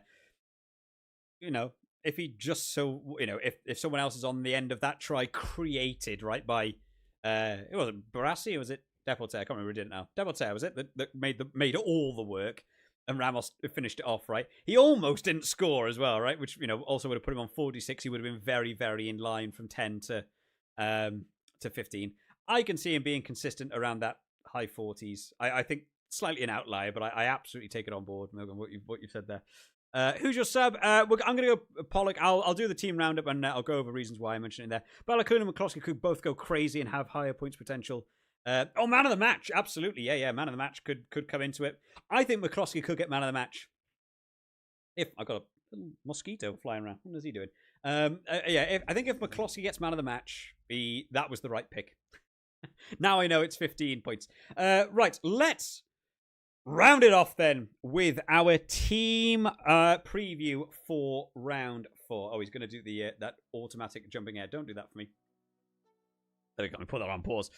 Right, my face is slightly in the way. Round 4 then. Team going in for this round. Starting out in the back 3. Rob Balakoon goes out on the right wing for us. Made him captain this week. One of these decisions where there's just so many options, it feels like there's no wrong option. But now that I've picked him as captain, will probably be the wrong option. Balakoon played well over the course of this. Also looked at McCloskey. Also looked at Ramos. Also looked at Caelan Doris for a safety captaincy. Lots of options. BLBRA. You could go Adesogbe. You could be looking Irish fullback. I think you could even look as far as saying that actually people like Blair Kinghorn, counter running meters and stuff could be an option. Lots and lots of captains this week, and it's been very, very hard to decide. But eventually, nail down Balakoon. I want to get in that top 100. I've just got to hope he has a good game. I do think Ramos safer option, but you know what? Why not? Let's not be quite as safe. Thomas Ramos getting in the fullback position for those kicking points against Scotland. I'm not expecting as many tries from this French team versus Scotland. I'm also expecting potential upsets in this game for maybe Scotland to come back and win, but I back France, so I'm just hoping that France win this one. So penalty points, probably more important this game than it has been in previous rounds for France. Just get that win, all important from maybe they're looking for the try. So kicking points, Ramos in there for me, but again, I think you could look at Irish back threes, maybe Scottish back threes as well, could be in there. Louis BLBRA, just because it was originally at Sogbe, we just made enough budget available to get BLBRA point blank, leaving me with 0 stars in the budget. It's a sign from above that he is the right pick, and I'm sure nothing will ever let me down and never go wrong for me. In the centre partnership then, Tommaso Menoncello and McCloskey, we've gone double number 12s this week in the centre areas. I'm expecting Stuart McCloskey to just run rampant versus Wales. Really going to struggle off those set-piece areas. Carries hard. He's always involved. Maybe even looking for try assists or tries himself. Menoncello up against England. I preferred the Italian centre partnership over the England partnership named. So I'm expecting Brex and Menoncello to play well together. Brex, absolutely maybe a slightly more budget option who I also think is going to play well. I think that centre department is going to be a bit of a question mark for England. Italy playing at home. Lots to prove after a very low scoring game last week versus France after such a good win against Scotland round 1. Menoncello is one of the players that will carry them forward, so that's why I've gone for Menoncello over at centre. Hardback partnership, we're all France lockout this week. Antoine Dupont in at 9. It's Antoine Dupont, always worthy of the conversation. Matteo Jalibert back from his injury. I thought he was out for it, so it was already an open discussion. This is a department area that I think is very, very personal. It can change for anyone. Gibson Park is absolutely a big, talking point for this week against Wales. If he has a game like he did last week against England, he could be player of the match. He could be looking for a 100-point game. Gibson Park worthy of the conversation. I've just got Irish players somewhere else. Likewise, Crowley I think is playing maybe the full 80. Maybe he ends up getting subbed off and so on just to keep him safe. But Crowley for kicking points against Wales, I'm expecting a lot from him. I think Crowley could go in there. Finn Smith, I think, is another good, more budget option pick for England. Kicking points, but also carrying the ball hard himself. So I think you could look at that England pick there as well. Finn Russell, always a conversation piece. Fly half might be the most open discussion point at the minute for that position, for actually who you're going to go for. Back row, man, big talking points around this one. Caelan Doris in for Ireland. Again, big work rate I'm expecting from against Wales. Aaron Wainwright's been a bit of a sleeper pick. A lot of people mentioned him in the chat, and I've taken the note on board that actually Aaron Wainwright's doing some hard work and going unnoticed by me, scoring consistently high points even though Wales not getting their performances in, and always going to be one of those high ball carriers for Wales. Brought in this week. I've not been very settled on that back row at all. Actually, I really don't know who the best ways to go are. That you could go all French. You could be looking at your Irish. Get a Conan in there. Van der Fleer's coming off the bench, so we also don't know how long people are going to stay on for. People like Timoney, very, very big question marks. Right, Jack Dempsey back in could also be a talking point there. Ben Earl at 8. I just don't think the boy's going to have 2 bad games in a row. Could be wrong. Italian back row is also there. A lot of talking points around this one. I've gone for the 3 number 8s this week and just fingers crossed. In all honesty, as it stands. Lock department then. Ty Burn moved back to the 5 shirt this week, not playing that number 6 shirt. I'm expecting the full 80 from Ty Burn. Whether he's going to be staying at lock or will switch back to 6 in that second half just in order to allow McCarthy to come on. Not sure, but always puts in a good stint. Zambadin getting the look at lock department. Another one that's a bit of a question mark for me there. I think there are other options. I personally, if Chesham was in, I might have even looked a little bit more towards Chesham. Your French locks, Guillard, man, could absolutely be getting in there, but I just had my French picks elsewhere. Zambadin getting in there for Italy, hoping for a big game for him. And then this front row, man, it's unfortunate that it feels like I'm sacrificing my budget a little bit, but Reece Carey got a try for me at Loosehead last week. Stays in for me, and we'll just hope he gets another try this week. Could we have made him captain? No, not going to do that. But you know what? Could go on to get another try, but a slightly cheaper option as well. Darcy Ray, huge budget option. I'm not expecting big points, but the, 6 cost of a Darcy Ray has allowed that budget to go elsewhere and allowed big backs for me. So whether he ends up being a bit of cannon fodder, very unfortunate for him. And then finishing off there, Nicotera, sorry, as other people have pronounced him as. Going in at that hooker department, honestly, hookers haven't blown me away. No Dan Sheehan, who was my first choice, but he's not even picked for the squad this week. Could look at an Irish pick, and maybe look at a French pick. You could go for a Julian Marchand there. But honestly, I've not been blown away by the hooker department. Landed on the Italian front row. We know what that Italian scrum can do. Big performance needed against England. That's why we've gone down the route of the Italian boys. And then to finish us off, the super sub, Henry Pollock coming on for this one. This is, again, a very open one. He could look French, he could look Irish. This one for me was very much down to 2 options. It was either going to be Marcus Smith, who did so well for me last week, or Henry Pollock, as he just seems to be doing much better coming off the bench. The reason I've lent more towards Henry Pollock is because England have gone for the 6-2 split. Believe that Henry Pollock's coming on in that 50-55 minute, get some good game time under his belt, so gets a lot of minutes to be able to achieve something. Slightly tired Italian pack, maybe makes those clean breaks, maybe gets over for a try, that's what you'd have your fingers crossed. The English backline has got a lot of coverage and a lot of rejigging already available to it, so Marcus Smith looking to come on, whether he looks to come on at 10 or 15, you're relying on other people needing to be brought off, whether you're losing a winger, whether you're losing a centre and moving Daly to centre and then doing a big chop and change, Freeman moving to the wing, Marcus Smith having to come on at fullback, or Finn Smith injury brings him on at 10. There's a lot more variables, and Marcus Smith probably not coming on until later, in my opinion. He might be coming on 65, maybe even a 70-minute. More time for Henry Pollock to earn some points, so that's why I have lent towards Henry Pollock. That's the roundup for round 4, guys. Hopefully you've all enjoyed the video going through the team lineup. Like I said, we do these lineups. Hopefully everyone does well over the course of the weekend, and hopefully I can crack that top 100s. I'll see you all next time, guys. Bye-bye.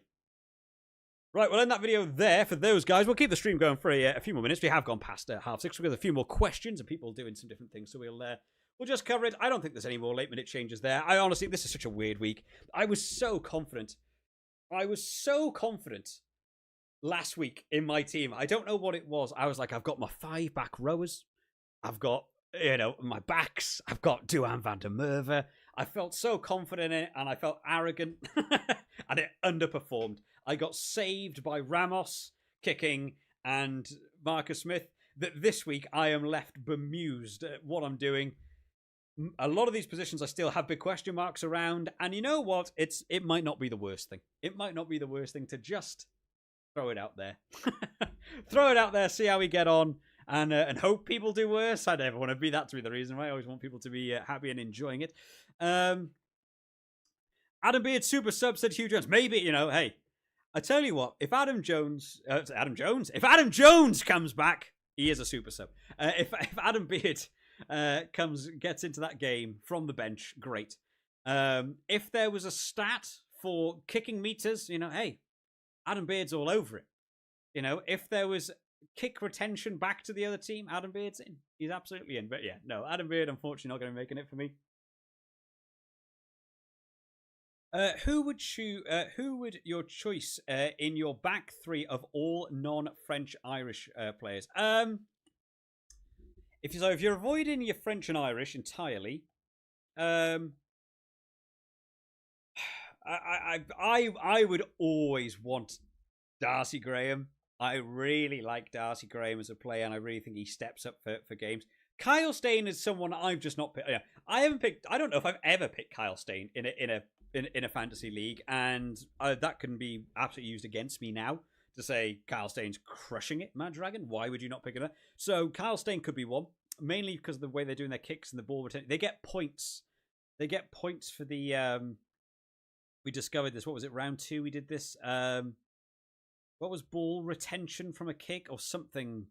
Some weird wording, right? What was it? Kicks retained equals 2 points.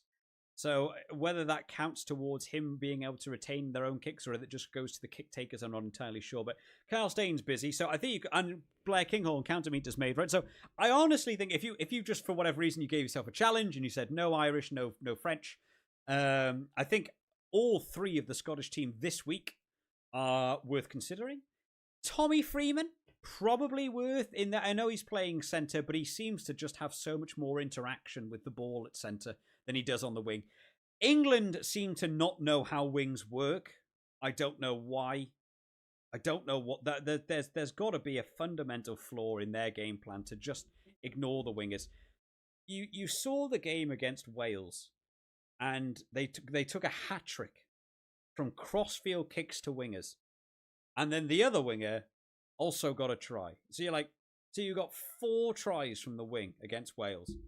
They've got class wingers who can finish. And then in every other game, they don't get the ball to them. They don't use them. They're just not part of it. No one is looking out wide when it gets there. Ollie Lawrence, Stingwall, as soon as it gets, or Marcus Smith even was terrible for it as well. When they play off those attack lines, they go off the back of the like a ruck. And they begin to pass the ball down the line. And I think it's a more broad thing in rugby that's happened, a switch that's happened. It wasn't a thing when I've played rugby and had coaches tell me what they wanted from me. When players run down the wing, or as the ball is being shipped out towards the wing, I wonder if I can sort of show it with my mouse here. So let's, forget that, the players in their position. Let's just say you've got your attacking line, along here. Let's say you've got a ruck where Aaron Wainwright is here. As you begin to pass the ball down here with where my mouse is, hopefully it shows the one screen enough for you guys.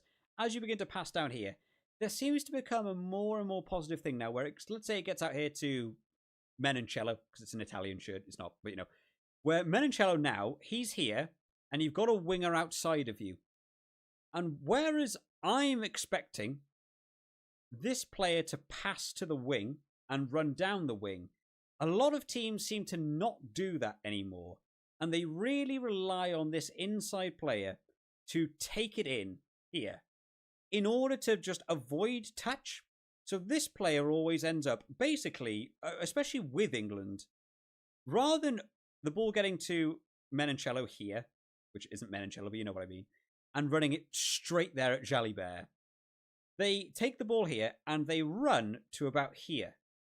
And they run on this little diagonal line, not close enough to the touch line that it means they can get dragged out. They really want to stay in field, but avoiding the pass to the wing that would put you next to the touch line and get taken out. But by doing so, they also cut off the winger's run. So they run across and they take it into contact and you get tackled about here. And it allows the winger to become the support player in the ruck. Which is fine. It keeps you in play. It keeps possession in your it keeps possession in your possession. As much of a weird sentence that is, it keeps the possession towards you. You get to ruck over cleanly. If it was a 2-on-1, then they're not going to win that ruck. The ball is yours, and you play on from there. Whether it's a box kick or you go back the other way, and it makes sense in its own thing. But there is a lot of times where I really feel like they get out towards this position, especially England, and you've got a 2-on-1, and somebody carries it into the tackle, or they run across the winger and get tackled, and don't give an offload, or they don't give the ball to them, or they don't look for the kick over the top for the winger to run onto it, the fast guys. And they just don't feel like they utilise them well enough. I know the teams do it. It's not exclusively England. But then you watch France play, and they are always looking for, where is the guy here? Where can I chuck it backwards? Where can I go? The BLBRA try they had last week, Antoine Dupont picked up the ball from the ruck and got trapped. He just got trapped. He had 3 players coming at him. He's like, I don't know where I'm going. He looks over his shoulder for half a second and goes, oh, BLBRE's there. Just looks forward and goes, I'll just kick it really hard. Because he just goes, I know this bloke next to me is faster than anyone else, maybe in World Rugby, but certainly faster than anyone else on this pitch, and just boots it. It stays in field. BLBRE runs, outruns everyone else, scores a try, right? Because they're always looking for who's on the shoulder, who's on the offload, where is my winger, what's my winger going to be able to do? And England don't do it. They just cut it off. Scotland didn't do it. There's so many times that with Jamie Dobby and Duan van der Merwe, they've literally got one man out on this wing, and all of the 14 players are over here, and you've got 50 meters to make up. You aren't looking to this winger at all. You've cut him out. They do a box kick. It gets to Kyle Steyn. They retain it, and they start trying to build phases again, right? But you've annihilated the purpose of a winger out there, because Duan van der Merwe is also not a high air player. You're not gonna give a crossfield kick to Duhan van der Merwe. You're not gonna give it to him. So you've then got this useless 6'6", 18-stone South African bloke out on the wing. How have you made him useless? And I have these questions when I watch these things. So I think, why do that to him? He's such a good player. And I think the same goes for England.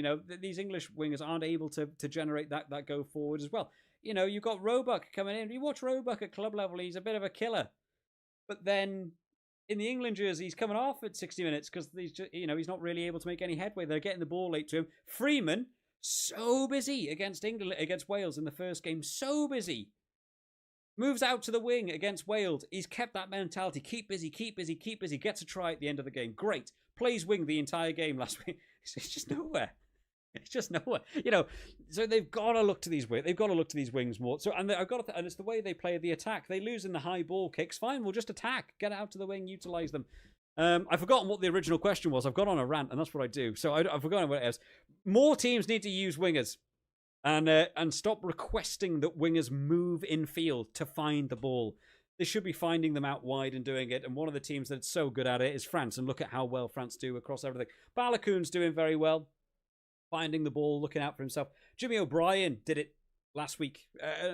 Just got stuck in, found himself on the edge of the wing. Great, and he's running, he's making loads of meters. I don't think he scored particularly well in the fantasy, but I was impressed by him.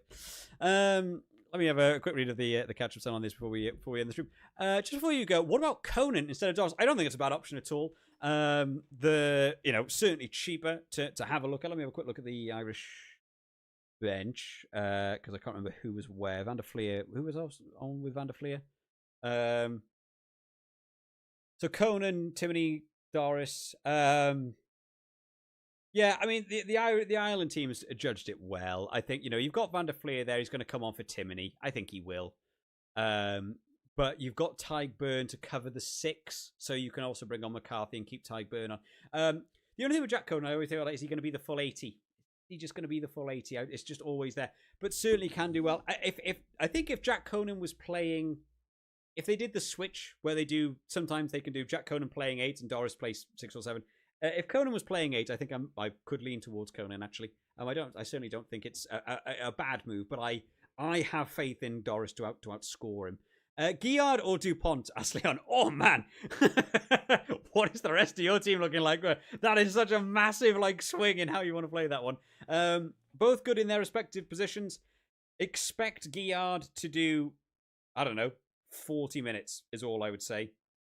For some reason, he's just not looked at. I don't know why that is. Maybe he's just not got the gas for it.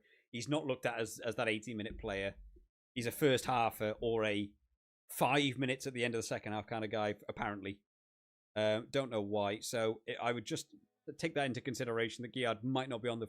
If he plays well, great, he'll score some decent points. He did well in the round 1, right? But Dupont's Dupont. Unless you've got Gibson Park lined up for your scrum-half, I would, you know, I think I'd be picking Dupont over Guillard if you just have that option.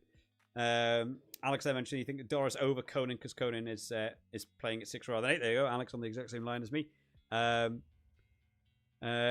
You've gone. Jackson's gone Deporter, not a bad option at all. Yeah, the French sent. I think just French everywhere, right? Who do you like? Who's French? And put them in. French again to score high. Scotland will be a team that I think will. It's just a question of how that game goes. Scoreline predictions. Should we just quickly mention it? So Ireland. I think Ireland by at least 20. I think. What do I think? Maybe I'm more actually. I feel like something like a 46-18. What's that? 46-18? Oh no, maybe it's less. That's 28. Yeah, maybe around 30 then. I'm feeling like Wales don't quite 20. I feel like Ireland just get over 40. All right, I'm going to go high 20s, maybe 30 for Ireland. I'm going to go as, I think, a prediction for the minute. Scotland, France. I think Scotland win that by 25 points, or Scotland win it by 3. And it just depends what happens that first. If France win the first half like Wales did, Scotland aren't coming back. They're just not. They shouldn't be able to against this France team. If Scotland hold in the fight and take that in at halftime, leading or close on the scoreboard, that's a big game. That's a big second half, and I really look forward to that game. I'm still leaning towards France. I'm gonna say, I don't know, France by 18. No, France by 15. France by 18. I don't know. Somewhere 15 to 20 to France. Own personal thoughts. Italy, England, man. Italy or England? Brain says England. Brain says England by a lot. I've actually got England by about 12, 14. They should just win it. There's something brewing in the gut, though, that says Italy. Italy by like 5. Italy to just not take the pressure off. England to just be looking at each other for answers, and Italy just like, yeah, here we are for this game. I don't know. Could be. Could they do it? Could Italy do it? Man, what a big game that would be for them. Daniel said you've gone for Osborne over Adesogbe this week. Yeah, I don't think it's a bad move to have extra back 3. And I don't even know what to do for the Superbru. I haven't got any of my Irish backs. No, I think I've got McCloskey. In my Superbru. Maybe I don't actually. So I might look at Osborne for 15. Balakoon. I think I've got Duan van der Merwe. Sorry, I've got a swap wings. Maybe Balakoon. Maybe I'm looking at Stockdale. Is Stockdale going to do well? I don't know. Is Stockdale going to do something? He didn't do a lot in his first game. I wasn't that impressed, and I'm quite surprised he's got in. I actually thought O'Brien was good. I would have had O'Brien in there. I get the Ulster thing, but O'Brien, I don't have O'Brien in there. Deporté going to be good differential. Yeah, I think Deporté is always good. You're going to go Dorisby do like Conan 2, says the Milkman. I think 5-3 split could be on for 80. Oh yeah, 5-3, yeah, for Ireland. Interesting for a 5-3, right? Why not just do the 6-2 and just forward power it? They want a dry game. They want a big sort of running game.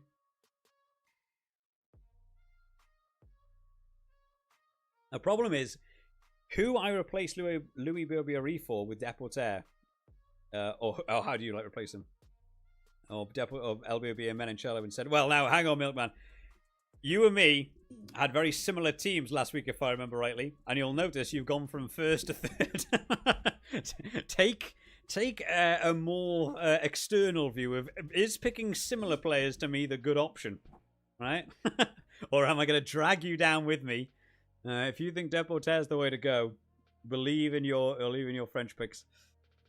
Risky, but could go with Zamet, said Jackson. I mean, the meat is made. I over the other people, maybe not. If I had my French or Irish players locked in other positions, maybe you could go Zamet elsewhere.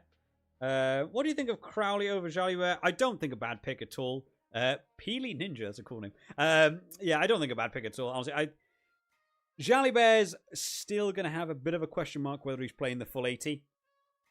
Which is just something to keep in mind if you are going to go Jalibert. I've put him down, but also just come back from injury. And a big game next week for the title. Is Jalibert playing the full 80? Is Baptiste Saran coming in and Dupont moving to 10? Saran can also play 10. Ramos can also play 10. You move Mofana out to the wing. You move Adesogbe back to 15. And you just have, was it Barassi? Come on at centre. You know, they don't have to have Jalibert there at 10 for the full 80. Crowley could play the full 80, but Frawley could also come on. But Crowley will also be chipping away the kicking points. I'm putting a bit more eggs in the basket of Jalibert to have a good 60. And Crowley to... And it would be more like, is his kicking points going to chip away? Because I think Jalibert would outplay Crowley in on field, but the points could tip it. We actually have nearly exactly the same team. Only difference is you have Darge for Wainwright, but now can't fill in Hooker. Who do I swap? Don't really want to drop him. Yeah, that is the thing. I mean, I would say try and find your other budgets, if available. If you're looking for your back rows, I mean, there's nothing wrong with your Italian back rows. They actually are quite all expensive. I feel like I've got quite. If we've got quite a similar team, I don't know to quite what extent similar team you mean. But as we discussed, Finn Smith is a lot cheaper than Jalibert. Although I don't think he'll score as high as Jalibert. You might want to say Finn Smith 10 or a Crowley 10, and then a French back rower, Charles Olivon or Oscar Jegu. There's players that could go in there. You could certainly look at stuff like that. Other people giving predictions. I like this. I like other people giving predictions. Actually said, as a fan, I would love to have Crowley to have a blinder, but I think Jalibert will have better points. Yeah, I think Jalibert would still outperform, but it's it's overall, right? Because if you have Crowley at 10, but then Charles Olivon scores a hat-trick, he's better than Wainwright, then the points balances out, right? So it's, you've got to think about that too. Daniel said, Ireland by 28, France by 16, Italy by 10. Italy by 10, man. That'll be a good game for Italy. Scotland, France, close will be closer. I think I see a close game. Oh, sorry, I tell you what, rather than me having this up, let me go over to this so you guys can all see your own chats, which is just about inside there. Look at how many chats there are on the go. I realize. I'm glad we got this working. I'm glad that the... hopefully this is still working. It doesn't say. Let me have a quick look at the replay of the activity on the play. No. Still can't get that animation to show up. It showed up once in this when someone subscribed. It did flash up on screen. I don't know why it did on that one screen, but not this guy. I haven't quite worked that one out. How long do you think Garbisi will play for Italy scrum half? I would assume a decent while, right? What's who's bench? Alessandro Fusco comes out. 60, 65. I like Alessandro Garbisi. I like that they play, playing the two of them together. Who do I rate higher? I might rate Fusco slightly higher personally, but they are having an issue at the minute with scrum halves and injuries. So, if he's playing well, he'll stay on. If he's not making that impact, then he could get. I think 60, 65 is probably expected for him. Could you imagine a repeat of the Argentina game for Scotland that they'll win and just throw it away? What, like Wales? Who's your super sub? Askai. I've gone for Henry Pollock for mine. It was very close between Pollock and Smith. I just think Henry Pollock will have more game time, which allows more points to be generated as opposed to Smith. Is it a make or break match for Stockdale? To us, I'm surprised he's still. There's a few wingers that do still linger around. I know, and they do score tries, and then you go, hey, it was warranted. But from an Irish perspective, I feel like it's no meanness to Stockdale. Stockdale's had a career, right? He's had a career of international rugby. I just think Stockdale, for me, you're looking ahead to this World Cup, in a year, you're looking at next World Cup. Is it not worth having other people get the game time in now? I honestly believe France are on for a Six Nations Grand Slam, and even if that's not how it's considered in coaching terms, when you're in a room and you're not thinking about we've lost the Six Nations already because France are amazing, is it not worth the game time versus Wales to let O'Brien or someone else? Henry Balogun seems to be stepping up. I know James Lowe's out, but is it not worth finding these other people now? Get some game time in, some caps under your hat, and you just sort of getting some tries, get some scores, some confidence in international rugby. I don't know. I'd be looking for that. Stockdale is a 6 points job or a 40 point. Well, I mean, if he scores 6, it's incredible. Oh, what is it? Oh, in the fantasy. I thought it felt like an actual rugby. If he starts taking drop goals, he doesn't know where he is. I wouldn't. I'm not taking that risk. But I think I'd go for Osborne over Stockdale personally. I heard a lot of the social media talk about him, this being his last chance for an Islands, but it's a hard world, right? It's elite sport. I do think there's times where you should maybe, are you what's best for the team? And maybe still is. Maybe Andy Farrell's got the plan and it requires the skill set of Stockdale to do Stockdale things, and you go, then it's worth it. I do think there's others though where I feel like, you're trying to build. When you watch any of the interviews with the South African team, and it's something I have such respect for from all the South African international players, they all, in interviews, talk about Rassie Erasmus coming in and preaching the team is the important thing. Like, being on the bench doesn't matter. You're part of the team. Being the water boy doesn't matter. You're part of the team. And they really push this narrative of you're in the team and the team wins and you need to be on the winning team. And that meant it's more important than you. And I don't know if a lot of other teams have that mentality, and that's why South Africa flourish, right? And a lot of the French team all seem to want to play for each other or looking for other passes or other people doing well. They're not selfishly diving for the try line. It's can I offload it? Can I do something else? And I think sometimes that works. And it's got to be hard as an international player to be like, am I what's best for this team going forwards? Am I the best person in this position? Am I, doing these things? And there are some that I think about, Stockdale's got to be getting on for his age now, right? And you think, am I what's best for Ireland at the next World Cup in this position? And if you believe it is, great, awesome. Play to your heart's content, outperform everyone else, be the best you can be. But you can't then be in the team and watch BLBRE step you on the outside, on the wing, in from the 5 meter line. You can't do it.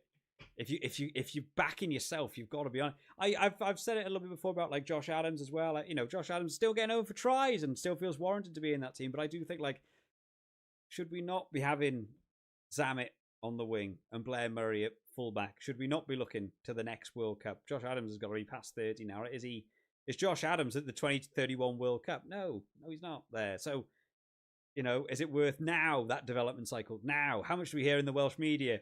We're ruining all these scholarships and all these abilities for new players to feed through. It's now just who are in the under-20s, and they have to just end up in the, you need the most opportunity for these boys to have game time. And should other people have that opportunity? At one point, I remember saying it, I got blasted when I remember saying it about Alan Wynne-Jones. I think Alan Wynne-Jones is a superb rugby player. I think he is a legend of the sport. He is phenomenal. But towards the end, you're like, I feel like you've taken a lock shirt away from somebody else who needs the game time. And now he's gone, you've got Adam Beard in, kicking the ball. Like, what? No, don't kick the ball, And then you've got other people coming in. You've got, Ben Carter coming in now. Great, I'm glad to see new names and new people coming in. But, but they now feel like they're playing catch-up. And you're a year away from the World Cup and you've got a lock department that's not set. Meanwhile, you look at Ireland with Tyke Byrne, Joe McCarthy, James Ryan, they just fit in. So you've got to be able to think, I don't know. Maybe it's really mean, maybe it's really tough. I just think sometimes you've got to think, am I going to be the best on this field for this team in this position, or should there be youngsters looking to prove themselves who should have that shirt and do so? But I'm not an international coach. I'm a bloke who sits here in his spare room with a web camera. So what do I know? So, I don't know anything. Right, well, I'm going to very quickly run through chat and I'm going to end it because it's 7 o'clock. I was going to end at 6. Voices are getting to go. I'm still recovering from my cold. Thoughts on Allen as a super sub? I don't know. I think there's logic in it. Having the he comes on at fullback or at 10. Tommy Allen doesn't seem to skyrocket in the fantasy because he's very it's very game plan based, very team based. He's a distributor. He's rather than someone like Marcus Smith who's just running it. He's just running it himself. So all the meters made there. Whereas Tommy Allen's he's receiving it in their backfield, kicking it 50 meters, go to touch. Let's have a line out. It's team play oriented, which is not the fantasy points scoring system, what have you. McCloskey has played all minutes so far. I feel like this week break and inform is definitely there, especially with more centers in depth. Aki and Henshaw in camp. Yeah, if the fact McCloskey's there, it should serve as a statement as to how good McCloskey has done. When a few people mentioned in round 3, when I put him in initially, and people were like, "How are you putting McCloskey in? Ring rows." Like, no, McCloskey's. I'm seeing it in him, and then I dropped him. Don't do that. I don't think I've dropped anyone really, have I? This week, it's gut saying go that Gibson Park's the only one I've dropped, and that could be terrible. Bean Ninja's predictions this week: Ireland by 30, France by 10, Italy by 3. So many people going for Italy. It's nice to see that confidence is there for Italy. Milkman there said, yeah, you agree. After round 1, Balogun and McCloskey made Ireland look way more deadly for World Cup, especially missing some of the forwards with injury. Same with Hugo Keane. Yeah, man, when Hugo Keane comes back, that'll be a big boost. I'm not 100% on Osborne. He's not doing anything wildly wrong. He's doing a lot of stuff right. I still feel like I'm picking Hugo Keenan over Osborne when he's back. Hugo Keenan is just something else for me as a bit of a monster for the sport. Ellie said that you had Marcus with a super sub last week and paid off. Yeah, great. First time for me too. I picked every single super sub wrong. But yeah, I'm wondering whether he'll have as much game time this week. The Shepherd's crook last week and changing around in the squad gave him so much more time for it to be slightly pushing the boundaries of it a little bit. Ninja, I don't think Stockdale is going to play very well, and as an Ulster fan, is good for the province, but not best internationally. Yeah, I think there's a bit of logic to it. Nothing's ever meant to be mean. Nothing's ever. You can only give an honest opinion. I'm not an international rugby player. I'm not an international rugby coach. Nothing I say actually matters at all in any of these, but I enjoy the conversation. I think it's worth these conversations have, and I'm sure coaching staff have these conversations themselves. And decide he deserves to play. Great. That's why they get paid way more money than me. I think the other thing is that the Irish Sevens, with the Irish Sevens going, we have two speeds: Zach Ward and JJ Kenny pushing for the wing. I don't know anything about the Irish Sevens, to be honest, man. So it's good to know. A few of those lads do fill in. I'm surprised there isn't more of the. I remember watching. I don't know, a year ago, 2 years ago, I was watching a lot more of the under-20s and seeing a few of the Italian players that were doing really well. And I'm surprised there isn't more of them coming in. Simone Jesse was one in the under-20s who looked phenomenal. I was like, I can't wait for Simone Jesse to get over to actual international. He's going to be in my fantasy. No one's going to have heard of him. And I'm going to do amazing. He's not here. He's just not here. Capozzo can't even get in, let alone Simone Jesse trying to get him. So, I don't know. Am I correct in thinking that he is playing well for Ulster at fullback? Who is that? Stockdale, maybe. Maybe he is. I thought he covers a back 3. Always good. Thoughts on Giard? Giard's a good player. It's just the amount of time he's going to be on the pitch for. And I wanted French players other way. I think Giard will play well by all means. He's a very, very good ball carrier as well. Might be miles off, but they are still. Sorry, you're talking about the Sevens play. I don't know anything about the Sevens team, so that'll be names to keep an eye out for. I always like a bit of a future proofing. Who is where and who are these lads coming in? Where are they coming from? So many great Wales players came from Sevens and stuff, and a lot of them do. A lot of them transition over. It's got a real impact into the game. So if they can make that transition, great. All day. A little background music just doesn't work. You had him super sub last week, and this week Pollock. Okay, me and Milkman are on the same page. I'm sorry, Milkman, if it all goes wrong for you. A lot of lads across the A squads in international rugby that are still so far off, though. the standard. Yeah, I do notice that. You know, a few of them do come over. I mean, a massive one back in the day. You have to all cast your minds back to what was it, 2015 World Cup with Sam Burgess coming over, and it was like, man, Sam Burgess coming over. He's about to destroy the World Cup for England, and then he met Scott Williams and was like, oh damn, Scott who? And it all went wrong. You know, it's a hard transition for you know, from these different sports, from sevens or coming over from league or doing other things to get in. Now I'm gonna need to ask, he's going to be coming back for Australia, right, from league. I'm looking forward to that. It was already good at international, but I'm looking forward to seeing him come back. We're definitely leaning more towards Pollock this week. I feel like I got to change with Earl or Darge for back row this week, making it a lot more difficult. Yeah, a lot of people have sort of thrown, you know, Ben Earl off there. Darge has been a big talking point. Whether the Wainwright, I'm more nervous about the Aaron Wainwright pick paying off for me. Doris, I think, is sound. I think Ben Earl just didn't have his game last week, or just wasn't helped by other things going on. You know, the Pollock yellow card and shifting. And where are you now moving to? Where are you now covering? It begins to affect your game rather than letting him get on with it. So I'm still happy with Ben Earl. I still think he'll be okay. But yeah, Aaron Wainwright, you know, a lot of people said Darge and seems to have done very, very well. So could absolutely be, you know, worth doing the Darge pick there. Thoughts on Giard? I've said about Giard, haven't I? Giard, good. Giard is good. Overall thoughts. I like Giard. Wish he played more last week, because I left him on my Superbru, and he played 5 minutes at the end of the game, and he was in my squad because I didn't have enough transfers. I was just dead. I think I'm in trouble again this week in the Superbru for the amount of transfers I need to make. I think I need to make like an extra one again this week. But I had to leave him on bench, and I was like, I'm sure he'll come on at 50 and be okay. Didn't come on till 75. But Giard good when he's on the field. Ben Spencer at Scrum-half said, Steve, like, yeah, you know, whether he turns up or not, whether he turns, you know, I've got DuPont or Gibson Park ahead of him. It would have to be a lot of swapping around for me to have had Spencer there, but can do. I would be picking Ben Spencer over Alex Mitchell, weirdly. I feel like Ben Spencer's got a better kicking game, so the retention kick points you get is probably slightly better. But I don't see overall, you know, a lot going from that. He'll do a lot of distributing. Maybe try assists. I don't know. You know, crash ball, scrum half passes it maybe. But I feel like there's a lot more points in a DuPont or a Gibson Park.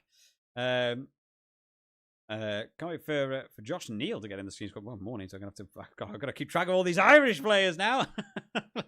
I have so many of these questionable names that I've already butchered from the poor old Italian team. I've got to keep track of now for the Irish boys coming in. Right, there we go, guys. Right, we've just gone past 7 o'clock. I'm going to end it here. I've got a whole video to edit because I'm not around this weekend, so I've got to edit this video tonight and upload it for tomorrow. And then, yeah, I'm not around. So we've got just for anyone who is watching and wants to sort of catch up, the Ireland-Wales game is tomorrow. Remember that. I don't know why they've done this again. I'm not a big fan of the Friday games. And they did Thursday for round 1, right? So we've got Ireland-Wales tomorrow. I might be able to catch that later on. So I actually might be able to see it. In fact, you know, hooray, I've got an Irish captain. I can maybe try and get some points from that game. I don't know if I'm going to be able to watch either of these games, so I'll have to watch them on catch-up on Sunday. And just pray my 3 Italian picks. What did I end up with? 3 Italian picks pays off for me. Let's hope it does work out. Thank you to everyone who's joining today, guys. Thank you to everyone who has subscribed. I'm so sorry that stuff just doesn't appear. We had one of them work on screen earlier on, where it had the little notification came on screen. I really want to know why it doesn't. For it to work once, but not any other time. I would like that to do more. People have done donations and stuff in the past, and the problem on screen, it feels more fair to have all these on screen. But thank you to everyone who has subscribed since watching the live stream. Hopefully you've all enjoyed being involved in my ridiculous week. I have no idea. I hope all of your teams do very, very well. Like I said, video will be out tomorrow if you just want to watch a more condensed version, or you manage to catch half the stream and you don't really know why we've come to some of the decisions. I try and condense those down into 20-minute videos just so it's a bit more bite-sized, a bit more of the highlights of the stream. We cut out a lot of the stuff in the middle. Thank you for everyone who has tuned in, guys. I will see you all, well, Monday, for Monday's review video, where we will, of course, talk about how I came first in the round and the most brilliant team in the world was picked today, and how none of them let me down. All of you. Even Darcy Ray's going to have a great game. I'm guaranteeing it. It's going to happen. Somehow he's going to do brilliantly, and France will also do brilliantly. Don't know how it's going to work, but we'll see how it gets on. And we'll do one of these for round 5, Super Saturday. next week. Looking forward to that one. That'll be what a big call. So many big games for what's the final round? We've got Wales, Italy, no idea. Ireland, Scotland, leading towards Ireland, but we'll see how they get on against France this week. And then finally, France versus England to either butcher my Six Nations Grand Slam prediction or France to just do as I expected before the tournament kicked off. I'll see you all next time, guys. Bye-bye.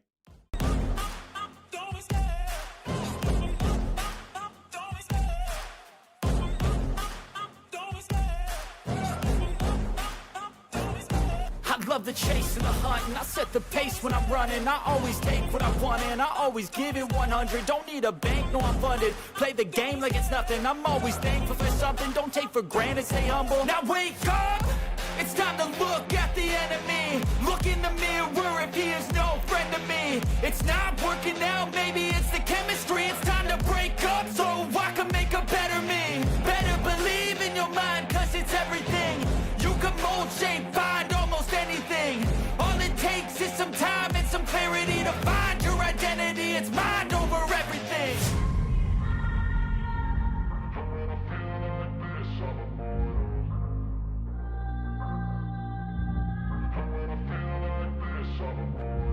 And when I feel like this, I'm immortal.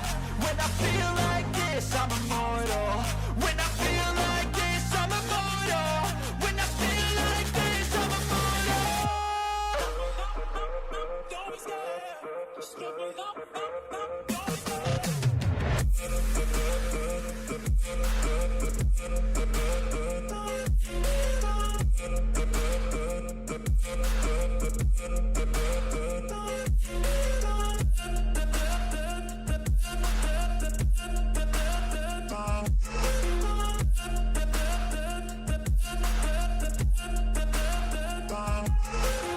I'm so gone, no, I'm never turning back. I won't stop, I'ma fight until there's nothing left. It's so what? You're gonna be hurting bad, cause I've been to hell and back. You don't wanna make me mad, I stay strong. You will never see me crack. And if you get in my way, you're gonna feel the wrath. Gotta say it to my face while he's looking back. Mirror break.